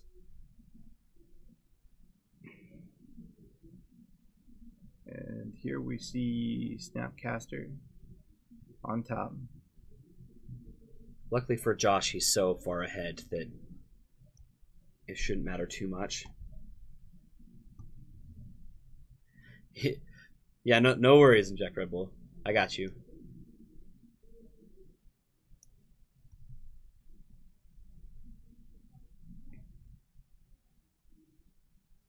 And Keranos is very close to being an active creature here. Yeah, that's not something that is not something I had even considered. And John's just going to scoop it up to that as he sees the second counterbalance, which would have turned on Keranos. Turned on Keranos, so Keranos would attack for what? I don't even know. 6 damage. It's a 6/5. Okay.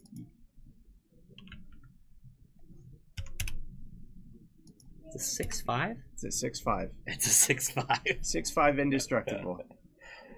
All right, we'll see if we get another game. I don't think there will be. I do know that was game 2, but I would assume that the Terminus deck would do the Terminus deck things and beat Elves, but you never know. John might have had a pretty aggro start game. Yeah. And looks like board cards are coming out though. Does look that way. I think Josh probably took that. I agree. 7. Looks like we've got about 10 more minutes left in the round. All right. Yep. So I get to finish talking about the symposium, right? Yeah. Excellent. Okay, so let me just restart then, yeah? Yeah. All right, so Legacy Symposium. This is a tournament that Paragon City Games is going to hold on December 30th. It's a 1K Legacy event. This event is going to be huge. Yep. I know Brian's told me some creditable names that will be here to play. The deck boxes that we saw earlier in the stream, if you didn't get to see those, you can check the VOD and take a look at what's going to be up for grabs for the finalists of the tournament. But I'm just super excited for this event. Brian, it was Brian's idea. He goes, you know, my birthday is always around Christmas, and I just want to throw something cool for my birthday. And I was like, sure, let's do it. So for our Legacy Symposium, we will be doing giveaways, a lot of giveaways to subscriber onlys, and Tundra is going to be a part of that. We're also going to be giving out some diehard dice. We're going to be giving out some of our Goyfrox, and some of our own custom dice that we've created. Mm-hmm. We've got Ultimate Guard products, and we've got Cats and Cantrip tokens to give out to, you know, whoever wins in those giveaways. Yeah. So get your subscriptions in. Be a part of those. Be a part of those giveaways coming up on the 30th, and that's coming right up. We are a week out, and following the symposium. This is following the symposium. I had to laugh about this because we're going to be doing a 24-hour stream. Yep. And it just makes me laugh because we're doing a full symposium starting at like 10 a.m., going all day. Oh yeah. And then starting at midnight, we're starting a 24-hour stream. That's it might actually just kill me.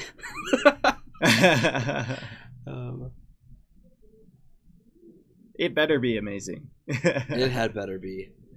But the 24-hour stream is I'm really looking forward to this because we're gonna have just tons and tons of Legacy being played. It's gonna be I think mostly Moto. There might actually be a live tournament in there.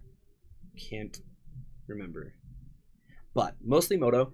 We're gonna bring some of the guys who play at our store, and they're gonna sit with us and run a league through with their specialty decks. So we really get to see somebody who's extremely competent. They get to sit with, you know, one of us casters that you know, and play their specialty deck. Oh yeah, it'll be awesome. I'm super excited. I haven't yet gotten to really sit with Josh Snow while he plays Miracles and pick his brain. I know, yeah, I do. He's a really good person to kind of pick his brain and see, like, so why are you doing that? I want to hear his thoughts while he's playing, because when you're playing Paper Magic, you don't get to do that. As it turns out, your opponent can hear you. We mean that we'll be streaming Magic Online, people playing Magic Online. Right. So just to be clear, on December 30th it's a paper tournament. Yeah. Legacy Symposium 1K that's going on in our store. Following that, us casters are starting a 24-hour stream in which we will be mostly playing Magic Online. Yep. So 2 separate things, but there's going to be about a 36-hour period-ish of Legacy goodness. Where you can't get rid of us. Yep. Yes. So you'll definitely want to join in for that if this is something that interests you. I know that we're gonna have quite a few. I think we've already got 3 people locked in to, you know, that watch our stream. Yeah. That are going out of their way to come out to our store and play in this Legacy 1K. So I'm sure that we'll have some HC Fox specials too. He's a Stifle Knot aficionado. Nice. So I'm sure that we'll have him here during our 24-hour stream, walk us through some Stifle Knot. That'll be great. Yeah.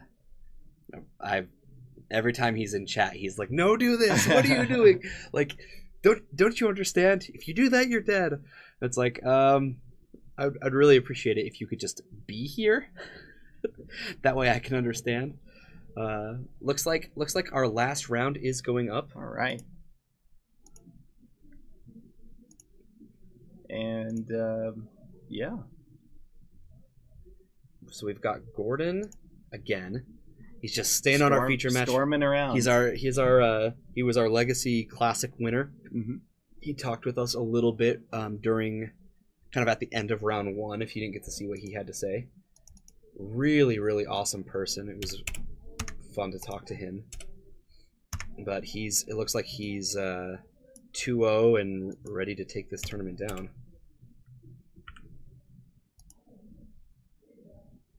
So he's going to be playing against Joshua. Now I think... Is that Blue-Red Delver? I think that's Josh Blue-Red Delver.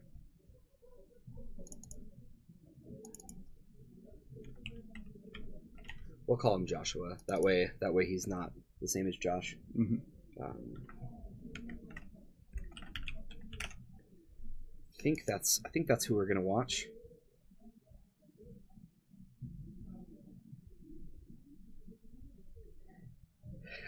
He'll play some D&T. Cool. And then Gordon. And then on our second table, we've got Calvin. Calvin typically plays a 4-color check pile, but I've seen him play Delver before. Miracles. Yeah, he's also been on Grixis Delver. So I'm gonna leave that open to see what he's playing because I'm not sure yet. Let's switch things around a little bit. He's playing against Ryan. I'm not sure what Ryan is playing today.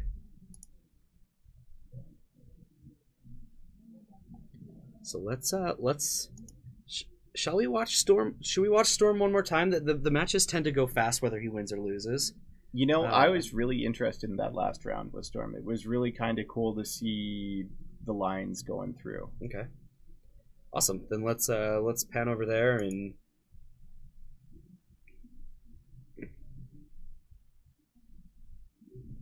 Rollins, can we watch the non-Storm matchup? We'll Ant all night. Oh, we've got mixed reviews. What are we gonna do? This, I believe everybody here is 3-0. Yep, I believe so because we've got 20 players tonight and we're only doing 3 rounds. I think Ant's a good place to start. It'll go quickly and we'll get to watch. We'll be able to watch the other matches. I absolutely agree. So we'll start with Storm, and we just gotta watch Gordon, right? Oh yeah.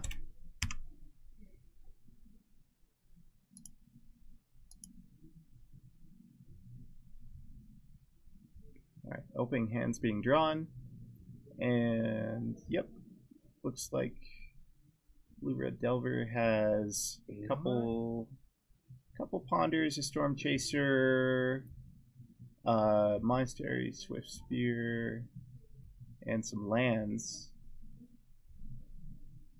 Not much in the way of interaction at the moment. No, but he is going to keep.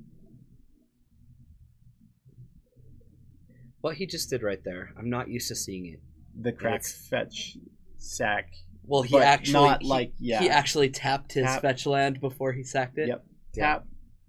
Pay my life. Then sack. I see so many people put it directly from their hand to their graveyard. Or yep. Yeah. No Storm, Rollins. Well, don't worry. We'll get to the other match. I'm sorry. We don't watch Storm a lot on this stream, so we'll give this one a watch.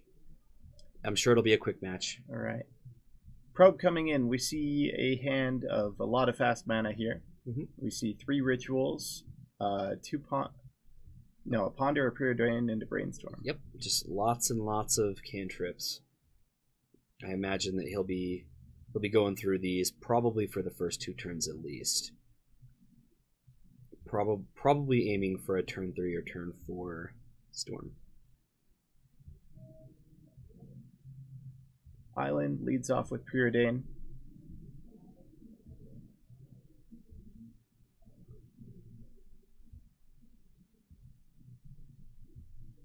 Always interesting to note the order of cantrips being played. Preordain doesn't see as much, sets up the top of your library a little bit better, doesn't dig as deep. So he's saving Ponder as something that digs deeper, and Brainstorm he's saving until he has a way to fetch or get rid of stuff off the top if he needs it. I like this order from him a lot.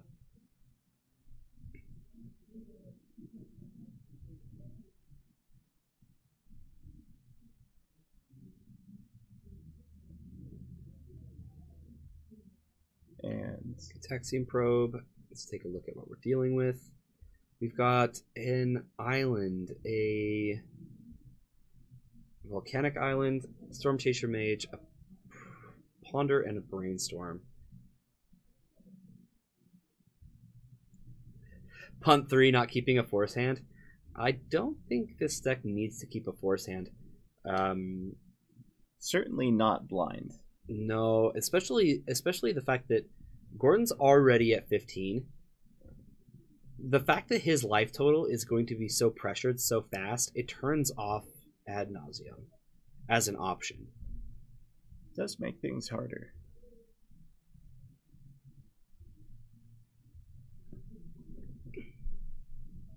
Now, Past in Flames is still completely live.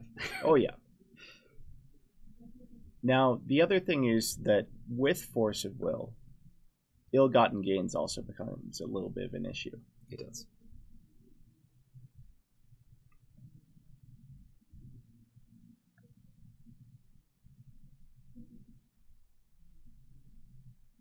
All right, Ponder coming in. Probe coming in. We see a Therapy and a Petal added to Gordon's hand. You just needed a reason to drink. Ever thought of just like drinking because you like to? Is that like not a good enough reason? I don't know. I usually just do things because I like to. All right. Here Ponder. comes Ponder. Probably looking for another land at this point. It doesn't look like he found one, but there is another Dark Ritual. And a Ponder. Okay. He's gonna shuffle. It's gonna be a shuffle. I definitely understand this. Without another land, I think he's stuck. And you really don't want to have to crack that Petal to keep things going. Right.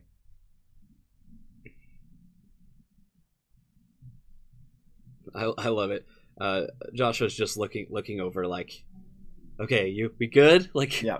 Like, am I okay? Am I dead? I whenever I play against Storm, I do that. Like, starting turn 2. Am I dead? My opponent's just like, okay, think for a second. I'm like, am I dead? Next turn. Dead yet? Am I dead? All right, Cracking Petal. Storm's Brainstorm. Storm's at 2. I imagine this isn't Gordon going off though. I think he still has quite a bit more setup to do. And it looks like he might have gotten there on the fetch land. Is that a Misty Rainforest I see in the middle of the hand? It is. Probably going to look for an Underground Sea here in Cabal Therapy, the Storm Chaser Mage. So it looks like a Lion's Eye Diamond going back and a Dark Ritual. Dark Rit. Boy, is it hard to shuffle those away. Yeah, Gordon's on a really tight clock. He does need to go off very soon. Cracks fetch. Joshua is being very kind at keeping the life totals correct on camera for us there. Awesome, thank you.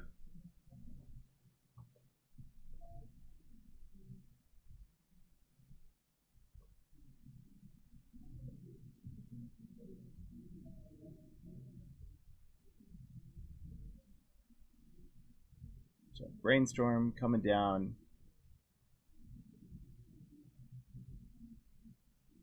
What's Therapy's coming down. Gotcha. You probably already named the card. Yep. Therapy's coming down. Yep. And yeah, so He named Brainstorm. named Brainstorm. Like, I named Brainstorm. Did he accidentally reveal his hand before he named? I think it was a verbal shortcut. Okay. I think he said, I'm casting therapy naming Brainstorm. And he just kind of revealed. Maybe. So in comes Storm Chaser. Ponders coming in. Couple prowess triggers.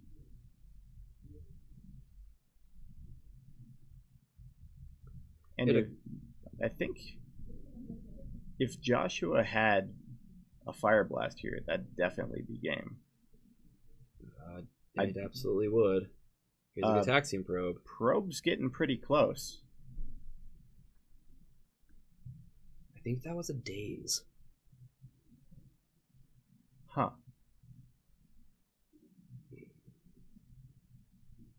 It is.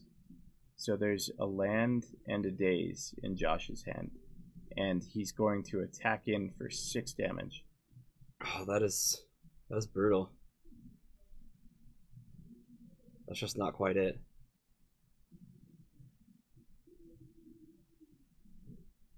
Gordon's at 1. Can Gordon go off? So he very well might not be able to. Looks like we're starting with a Ponder. And Daze on the Ponder. Daze on Ponder. Returning Island. And yeah, I think this is the right thing for Josh to do. So response Dark Ritual. He gets 3 black mana.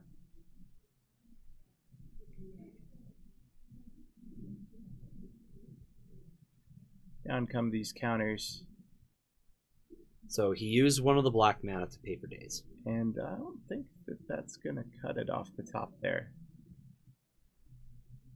I think we're going to see a shuffle here. It depends on what that last card is in Gordon's hand.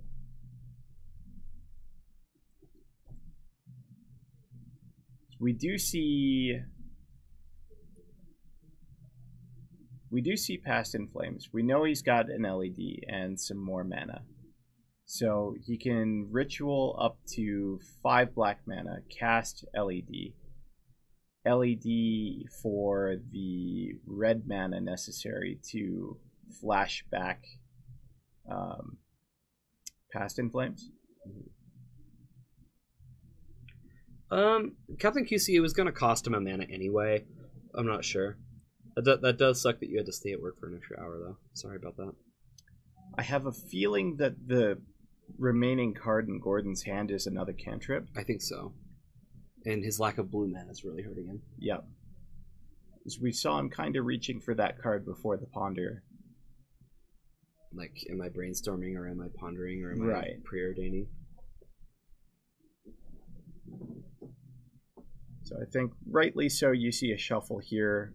I'm not sure that was going to quite cut it without an Infernal Tutor.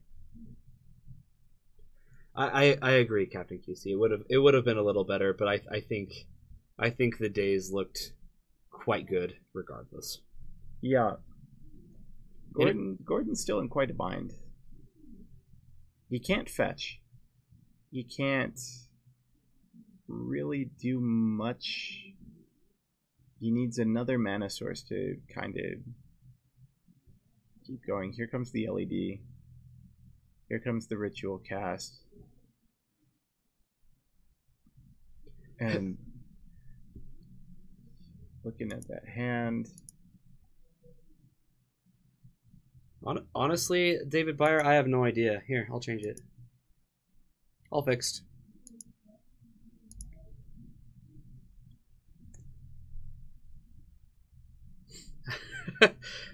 I actually thought I modded Captain QC a while ago. Okay, so here comes... Yeah. Okay. So Josh is going to... Looks like that goes to Josh.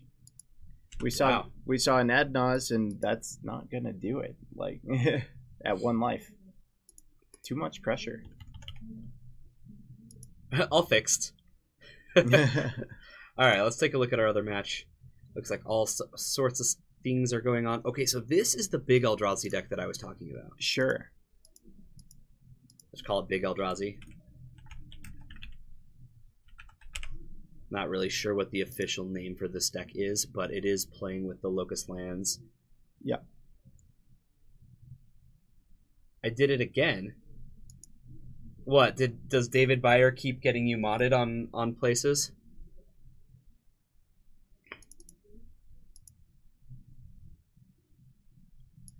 Calvin looks to be on 4-color.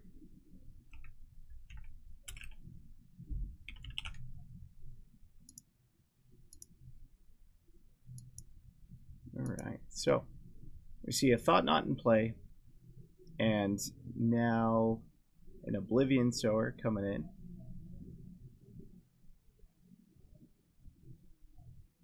And on the top, so these cards are getting exiled by Oblivion Sower. Yeah, he's got Conduit of Ruin in his graveyard. yeah, You know, these are Grim Monoliths. These cards are huge. You know, Yep. it's not like the Eldrazi deck we saw from Crystal. Crystal's trying to be quick, Aggressive. aggressive. This deck is going very, very large with mana. Yeah. So on Calvin's side, we see a couple of creatures coming in. We've got a Jace, we've got a Deathrite, we've got a Snapcaster, and a Baleful Strix. And we just saw a Baleful Strix trade with a Thought Knot. Yeah, David, his deck is completely foiled out, or what can be foiled. Oh, yeah. And he's a fan of all the invocations and expedition type cards. So all of his cards are Very pretty. very gorgeous.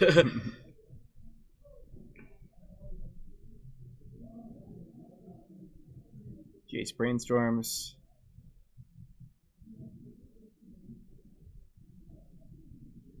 And he also owns Miracles that is also all foiled out. It's blinding. It's blinding. So, looking at Fatal Push, Brainstorm, a couple other cards. But it looks like our other match is about to get underway. Yeah, not... Okay.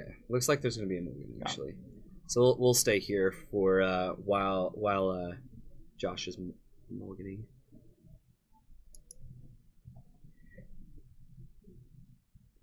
Thank you, David. Yeah, I appreciate that.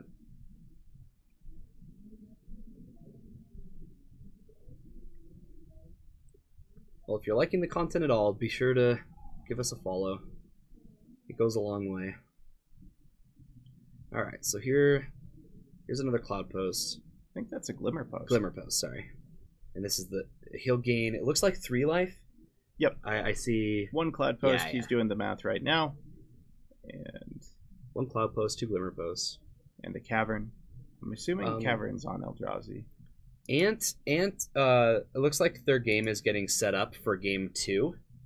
They're just David? going through their mulligans at the moment. Yeah. Ant did not get the first game of that. No. We've got a scry from Josh. All right, so we're gonna take a break from this game and go back to our main feature match.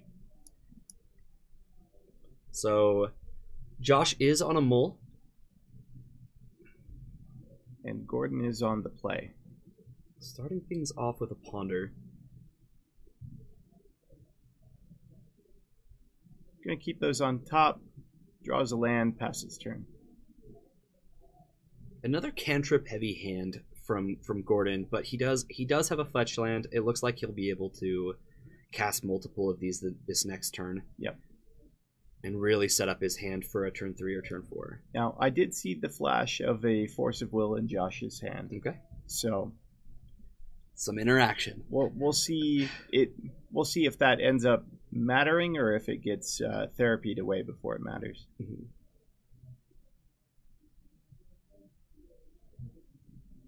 Natural sleeves because he's drawing gas all night long. Nice.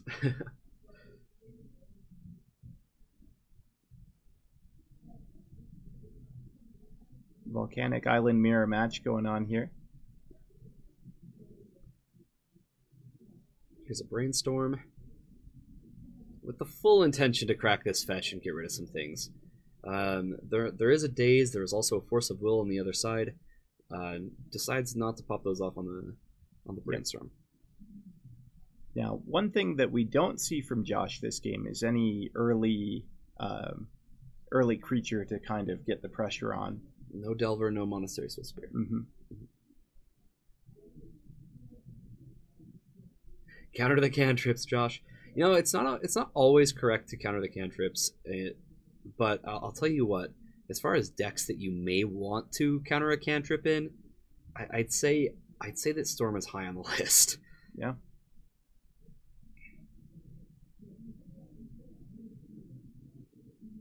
It definitely can be. Countering cantrips, like I find that like when playing against a deck like Miracles, countering cantrips is not really where you want to be. But against Storm, it's much more interactive. Show and Tell is another one where I don't mind countering the cantrip, but since they're just trying to cast two main things, you'd really rather fight over that first main spell in that with a Show and Tell deck. All right. So Ponder coming in, likes those cards, leaves them on top. We see a Gitaxian Probe go to hand, and I believe we saw a Cabal Therapy somewhere in those top three as well. Okay, here's a Gitaxian Probe. He's gonna pay the 2 life to cast this. We see a Cabal Ritual, a Polluted Delta, a Gitaxian Probe, a Flusterstorm, an Ad Nauseam, and a Lion's Eye Diamond. And on Joshua's side, I'm sure we'll see what's in his hand shortly. It looks like Pyrostatic Pillar is the big one. No land. Yeah, there is a Pyrostatic Pillar. That is a card that Gordon would have a really hard time going through. He would probably need to find a Chain of Vapor. Oh yeah. Slash. If he, I kind of doubt he brought in Abrupt Decay, but it wouldn't be the most surprising thing. And here comes a Daze, dazing the probe. That's a really kind of interesting choice.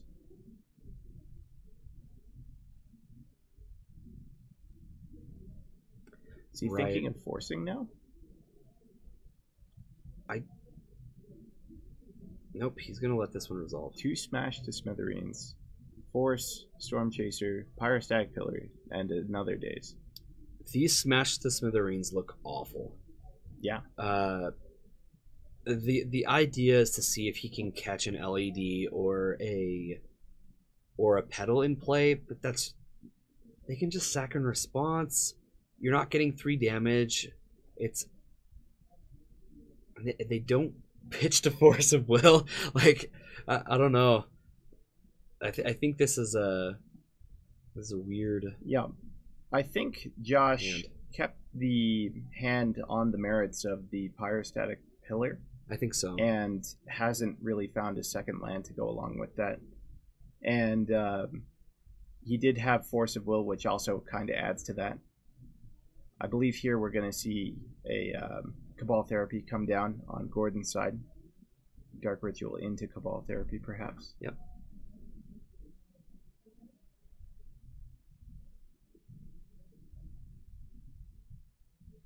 Force the Dark Rit. And this is going to get Flusterstormed.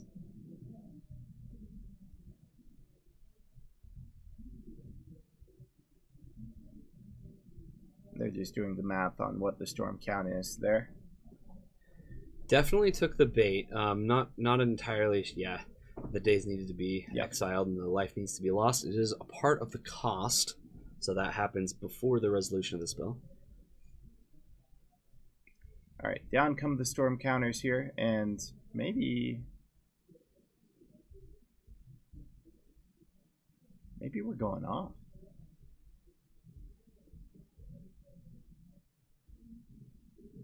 So he's just counting up the spells. He's saying, I get Taxium Probed, you dazed.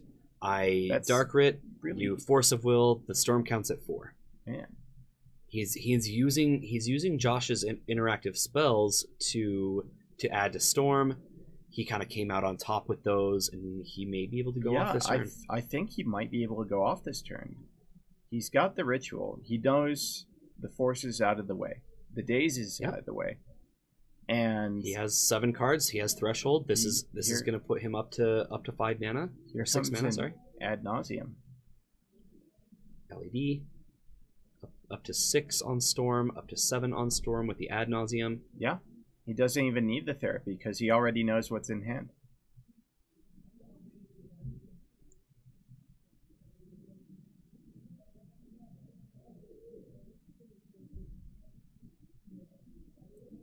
So they're just going through and double counting the number of spells cast so far.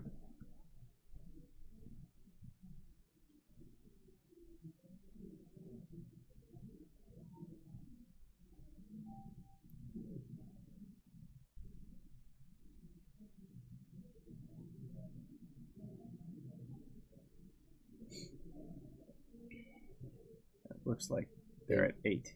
May have miscounted and they're at 8. 3 blue floating and 1 black. Tendrils top Tendrils card. is right there. So he's down to 12, down to 11, down to 10, down to 5. Ooh, that's a big hit. That's a 1 of in the deck. Down to 4. Stops at 4.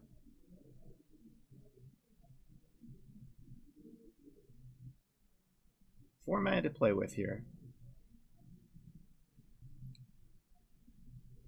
Only one of it's black. There's an LED. This is gonna put Storm up to 9.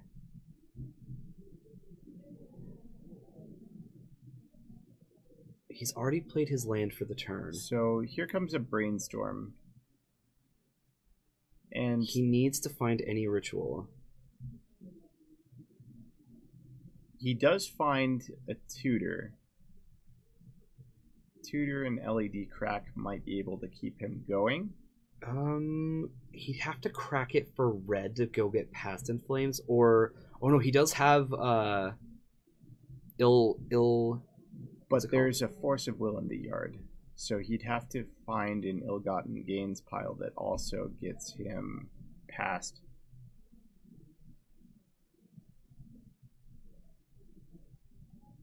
Oh, okay. So he put top brainstormed the tendrils to the top. That makes sense. Cast Gataxian Probe. In response, cracks LED and casts tendrils. Smart line from Gordon. Smart line. Wow. I didn't see that one. I did not either. That's definitely something I'm starting to see more of, but excellent win there. Okay, not sure how game 1 went, or what game this is, but man, Brainstorm is a card, guys. Yeah. It's every deck that has Brainstorm, it just has its own tricks. All right. You know? So it looks like we got a Thoughtseize here. And clearly on a mulligan.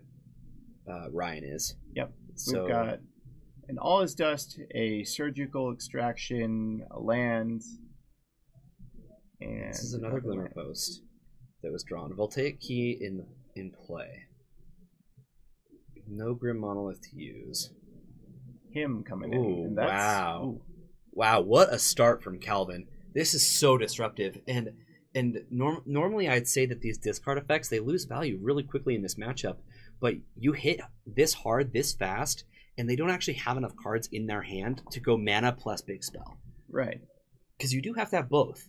And these big Eldrazi decks are kind of really known for struggling to find the right mix of spells and big mana from time to time. So Ryan's going to really have to rely on the top of his deck here.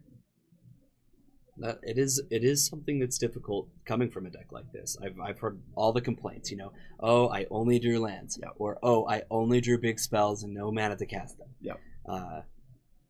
But the power of this deck is when you draw both. Oh, yeah. Yeah. You have some incredible top end. As we saw last game, we just saw all these big spells being cast. So it looks like we might see a Surgical here in response and then the hand get ditched. But if I were Ryan, yep, I just kind of rolled the dice.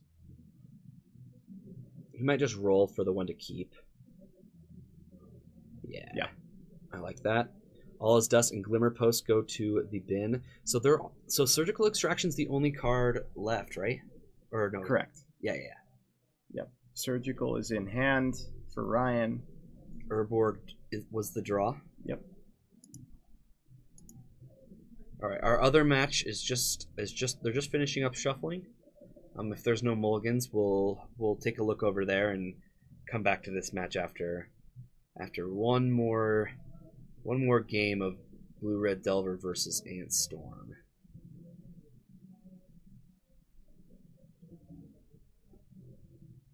Oh boy, there's the Grim Monolith. There's a Grim Monolith. I think from Calvin's perspective, this might be worth forcing. Because the Voltaic key is already there. This is adding a massive amount of mana. 5 mana. Yeah. With this combination of these two cards. For sure. You see a Brainstorm here. Okay. We are going to take a look at our other match. They're just getting started up. Okay. We've got Delver starting out with Ponder. Joshua on the play. He sees another Ponder a Daze. I didn't quite see the third card.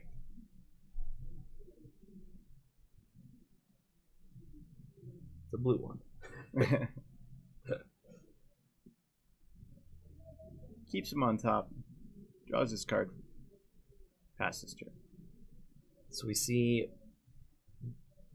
a Brainstorm and double Force of Will from Josh. This is a Gitaxian Probe. So Swift Spear, Chain Lightning, Brainstorm, Force of Will, Force of Will. This is what I got. Can I bring it back to my hand? No land. No second land. No second land. Last game he had the same issue.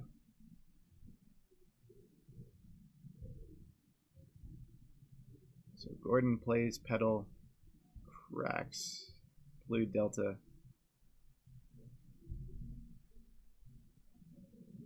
Finds a tropical island and casts a Xantid Swarm. So Xantid Swarm,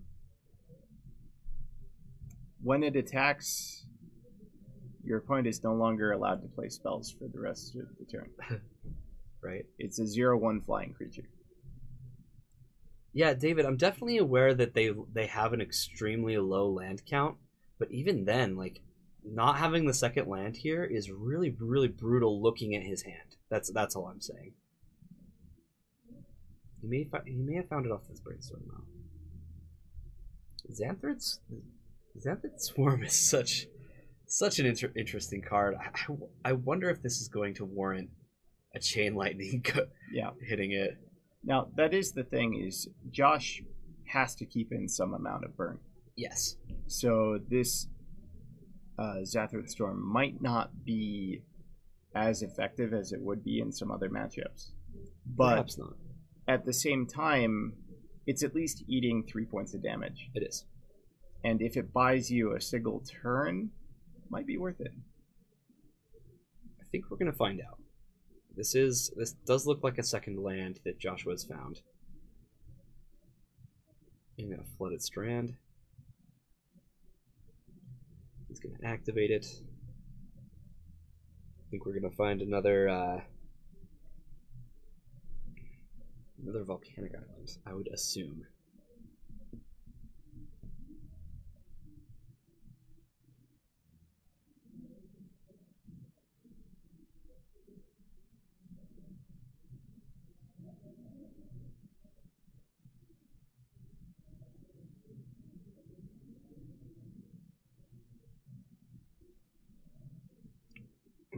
I'm not entirely sure if he's going to cast his Monastery Swift Spear and start attacking. It may pose a quicker clock doing it this way. Okay. And Chain Lightning on that. I think given... Oh, he's going to counter it? Flusterstorm coming in. Wow. I was not expecting to see that. Wow. And that's huge. That was a spell which can't effectively be Force of Will. It makes sense. It makes sense. He knows that there are 2 Force of Wills on the other side of the board. Yep. This just shows how important Xanthid Swarm is to Gordon. Yeah. And here it comes doing some work. So all of what Gordon does right now cannot be interacted with on Josh's side of the board. This is one. I love this card because you hear so many times from people, like attack for 0, got to send him a message. Yep. The Xanthid Swarm sends much more than just a little message. Oh yeah. Yeah, we have a Storm player, or besides Gordon, there's our other Storm player also plays with a Xanthid Swarm at least one. Seems to be a good card. So in comes Probe. We're gonna see a hand that doesn't. 4 cards we already knew about. Swift Spear, Brainstorm, Force of Will, Force of Will. Not gonna do much. Brainstorm coming in again. Darkrit, Cabal Therapy? Yep. And on Josh's side, the best card that you can hope to see at this point, I believe, is Pyrostatic Pillar. Yeah, that card would be incredible. Yeah, absolutely. Miracles is not dead. In fact, so many people thought it was, but after a little while, boy, have we seen it come back. I've been playing quite a bit online, David, and it is everywhere. It definitely took people a little bit longer to adapt to not having top. Yeah, Search for Azcanta is a real card too. All right, we've got a Monastery of Swift Spear and a Brainstorm.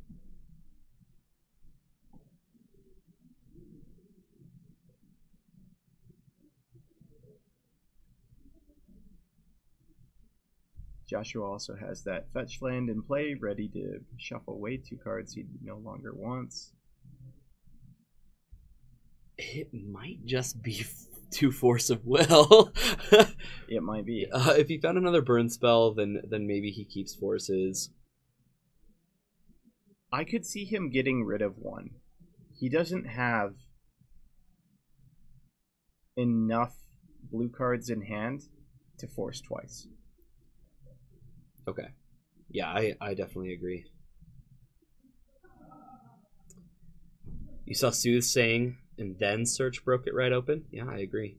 Soothsaying's not in every build, though. I think Search for Azcanta has become a staple to the deck. Joshua doing some more storming of his own, the brainstorming variety.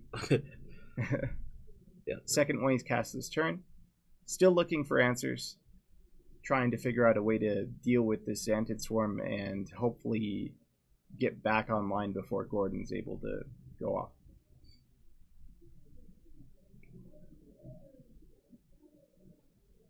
Part of me just wants to call it Xanthid Storm instead of Swarm. Mm-hmm. I'm sure I'm not the only person who feels that way. So, A True Nightmare says it's surprising how many players brainstorm after being Gitaxian probed and not shuffle around their hand. I watch Ego see what they put back every time. Yeah, that is a very, very interesting thing to look at.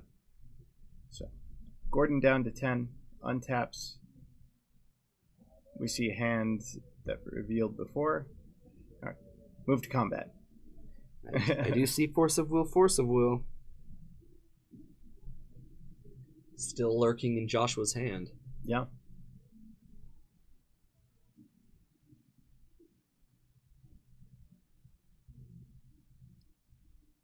So we're thinking...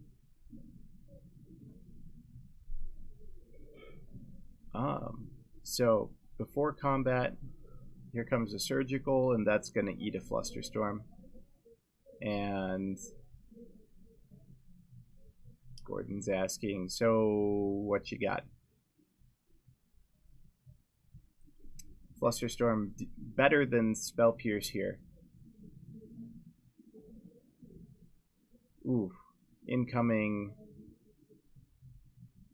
Therapy on force. Oh, he's just gonna force. He loses a life this way. I'm not sure if he recorded that. It probably won't matter in this matchup. It looks like he just kind of let it happen. I'm not sure if that. Oh yeah. They did just both get hit. Yeah. So now it's on Gordon to find a business card, and to do it before Joshua is able to kill with this Swift Spear. We see him already down to 5 life. Right. Oh yeah, that's a good point, David. Yeah, he couldn't have countered anyway. That's a good point. The whole point of the Xanthid Swarm anyway. This is a probe into burn spell. Gordon's got to be going, yep, I'll block. I'll block. The forces are gone. I will block. Yeah. I do see a red card in hand for Josh.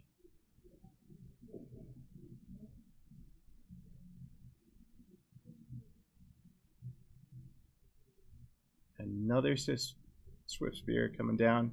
In for 2. So Gordon's really kind of up against it here. He needs to go off this turn. Another swarm to block. Okay.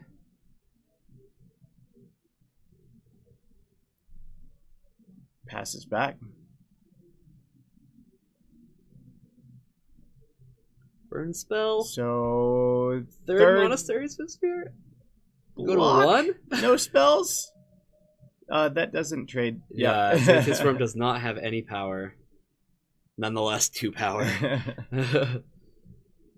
And this would be the do or die turn. Looks like we've got a probe revealing a smash to smithereens. Yeah, I'm still not a fan of the smash. It's probably not gonna have a target at all this game. That's game. But that'll do it. Delver takes it in a very surprising twist. Yeah. All right, let's take a look at our other match. Let's see if that's still going on. Looks like they're shuffling up. Not sure if they're done or if they're not. We'll stay here for a moment to see if they are.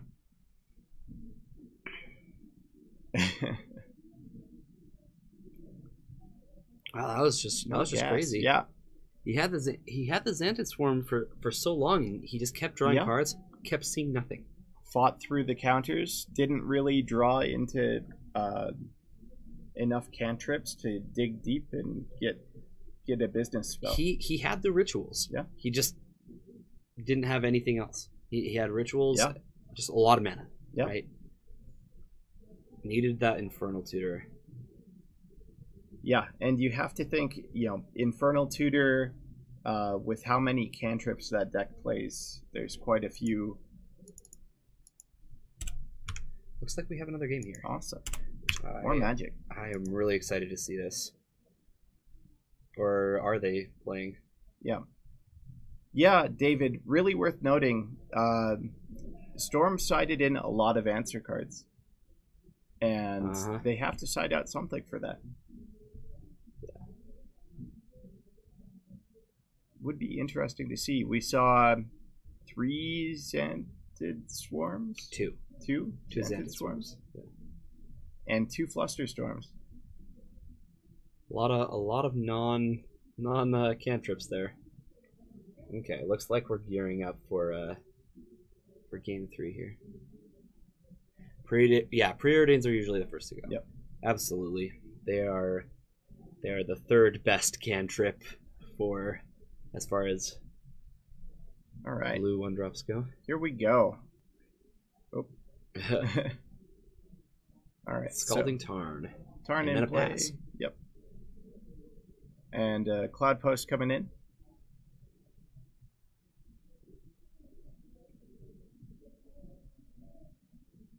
Thoughtseize. Let's see what Ryan's working with over there.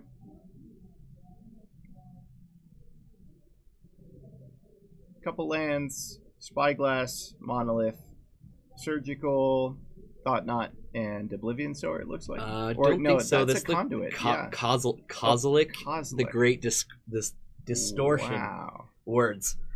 Kozilek the Great Distortion. This card is actually quite good in this deck.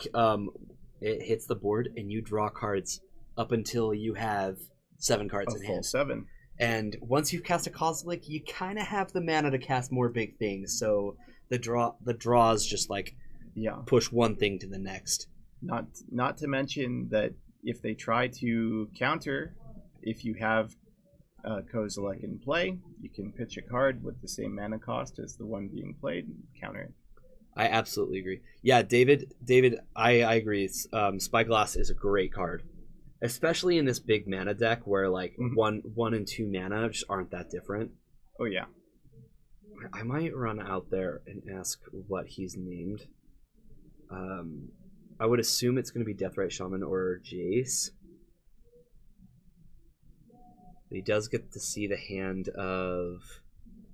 What is it? Is that... I do not know the invocation card. I think it's Diabolic Edict. It could be. It is. It is Diabolic Edict.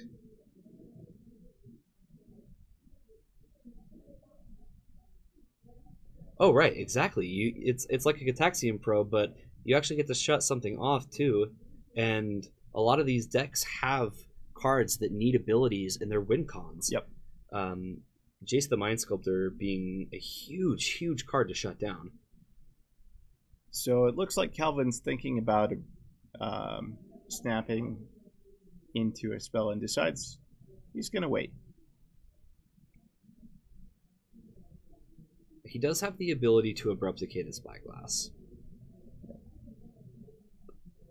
Probably something that is going to happen very soon. I mean, what else are you going to hit, right? Mm-hmm. Maybe he's looking for another Monolith or a Voltaic Key to hit instead. There's no reason to rush it out now. Incoming Thought Knot.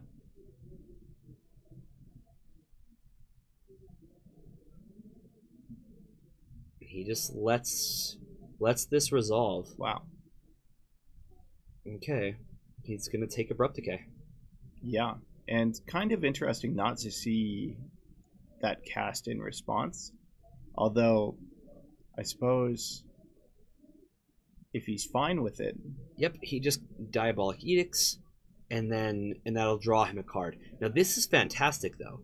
Immediately, he's going to Surgical Diabolic Edict. He knows that there's another one in hand, and he gets both.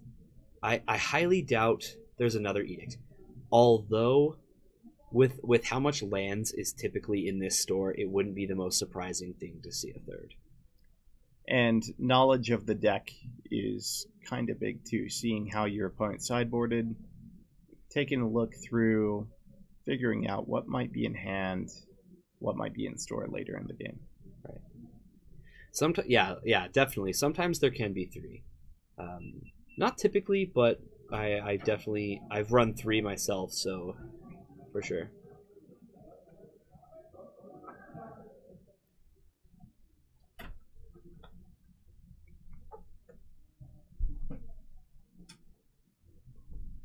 We've got a Brainstorm. Definitely a good draw right after having the Diabolic Edicts be you bet. Taken out of the deck. And a fetch land to go with it. Lovely.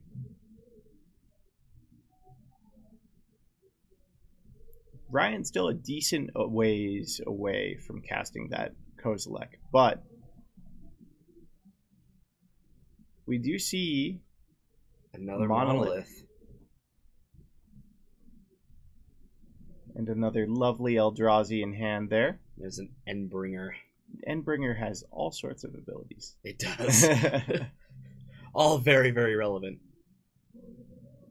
He's going, no, I'm taking... I'm thought seizing that Grim Monolith. Are you sure you could take any of the cards in my hand? Are you sure you want to take that one? Ryan is only a soul land away from casting Endbringer. He's not far off. 3 cards. This is another Brainstorm, and my goodness, he had the other 2 in hand. Yep. All 4 Brainstorms hanging out. Thinking about what he wants to put back on top. At least one of the Brainstorms. I didn't quite see the other card. But here's a soul land. Okay. And Okay. here's and I imagine Endbringer gets cast right now. Nope. No. Oblivion Sower. 2 damage should be dealt. I believe that is an Ancient Tomb. Yep. They're getting that taken care of right there. This is getting Force of Willed.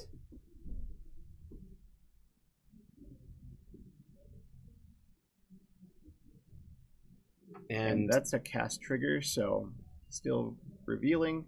Exiles 4 cards, but no land. Yep. Some big cards exiled there, though. And just doing a quick mana check over there.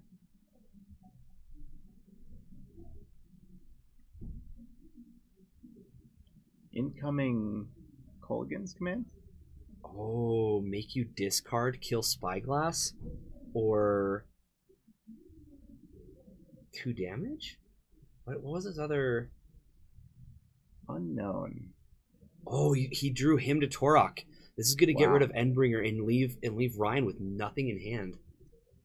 So Snapcaster doing some work, going to town, and Ryan has his mana, but no spells to cast with. Thran Dynamo.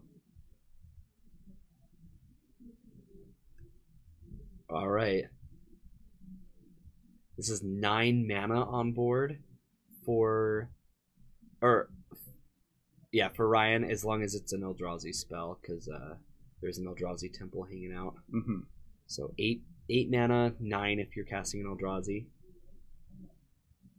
And Ryan's just got to be thinking, oh, here comes a draw step. Discard your card, kill Thranduil. Oh no, 2 damage. 2 damage. Discard your card.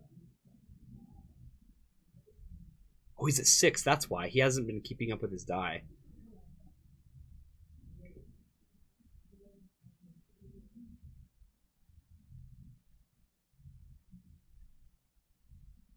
Surprising that he. Oh, okay.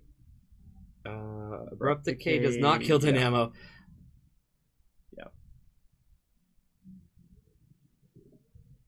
Okay. A little bit quick on that. Glimmer Post is going to come in, gain 2 life. That saves you 1 Snapcaster attack, for sure. Down to 4. Looks like we've got probably Brian over there helping him out with his life total. Another land. Death And- right into play. Yeah, and this is exactly what we've been talking about: is lots of lands, no threats. And Ugin. Ugin. People are just laughing Ugin. outside the door. Ugin, that's got to be like the only draw that could have mattered. Wow. So, here comes Can he do it? Ugin Can he do it with? without the Ancient Tomb. I think he can. Just barely. The Ancient Tomb can still tap for black mana. Yeah. Worth mentioning. Definitely. And Ugin comes in. -2. Wow. Get rid of some things. Okay. Looks like everybody's crowded around that table, and we could just hear everybody laughing. That's fantastic. So, Ugin's going to tick up, deal a little bit of damage. And another Glimmer Post comes into play, Gain gaining 3 3 life. life. And Ryan's starting to fight his way back now. I don't even know if he can get back into this. Like, what gets him back into this game? How do you beat an onboard Ugin? I don't know. An attorney's going to use that Abrupt Decay to take out the Spyglass. And there's just a fetch land and a Force of Will hanging out. There is another fetch land. Bolt you, go down to 6, you have 2 turns. Cavern of Souls coming down, probably naming Eldrazi. City of Traders should go away. Yeah, I'll have that corrected. It's Oh, gone. they got it? Yeah. Okay. Thanks, Greyhounds. Appreciate that. Twice now, yeah. Yeah. Yeah, I don't think he used it last time, though. Yeah. Good catch.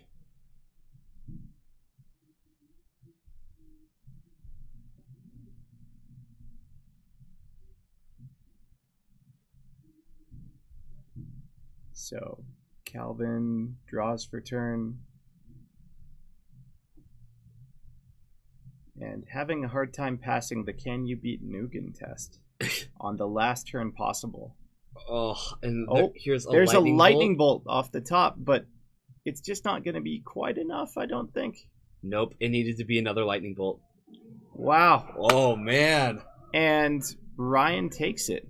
That was the last turn he could have like, that was the very last turn he would have been able to live. Yes. Snapcaster lethal next turn. It was either Ulamog or it was Ugin. I don't think there was another card that could have gotten him into it. Wow, what a game. Wow. Those top decks.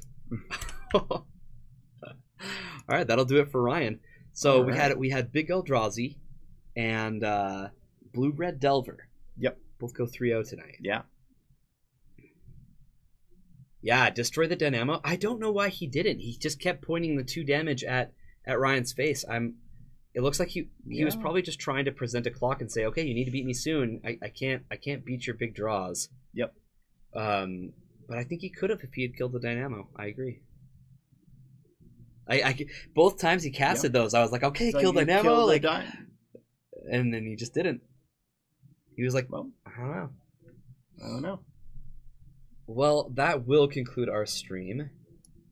We had some awesome matches today. Yeah, don't usually get to see a lot of Storm, but we got to see quite a bit today, and pretty well played too, and lots of really interesting lines today from all of our matches. Yeah, absolutely. Well, thank you everybody so much for coming in and joining us today. Quick reminder of our symposium coming up on the 30th. Definitely come join us for that. Yep. Symposium, and then the 31st we're going to have a 24-hour stream rocking into the new year. And if you're just liking live Magic, we do Tuesdays at 7 p.m. Mountain Time, and then if you want to join us on Fridays, then that's 7:30 Mountain Time. Yeah. So Tuesdays and Fridays live Magic. Besides that, I'm doing Moto streams pretty much every day. And you guys can check the Paragon City website, Paragon Games website for the streaming schedule. ParagonCityGames.com. Probably just you can probably link that. Probably. Well, yeah. And then so I'm usually, so I do stream through this channel. I mostly do Legacy, but since Cube is up, I've been doing a little bit of Cube, and I'll probably do a lot of Cube while Cube's up, and then once Cube's down, I'm just back to 100% Legacy. You can definitely count on that from us. So please hit that follow button.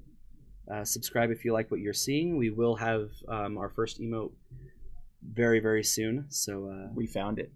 We found it. And thank you so much for joining us. We'll see you next time. And hail heroes. Hail heroes.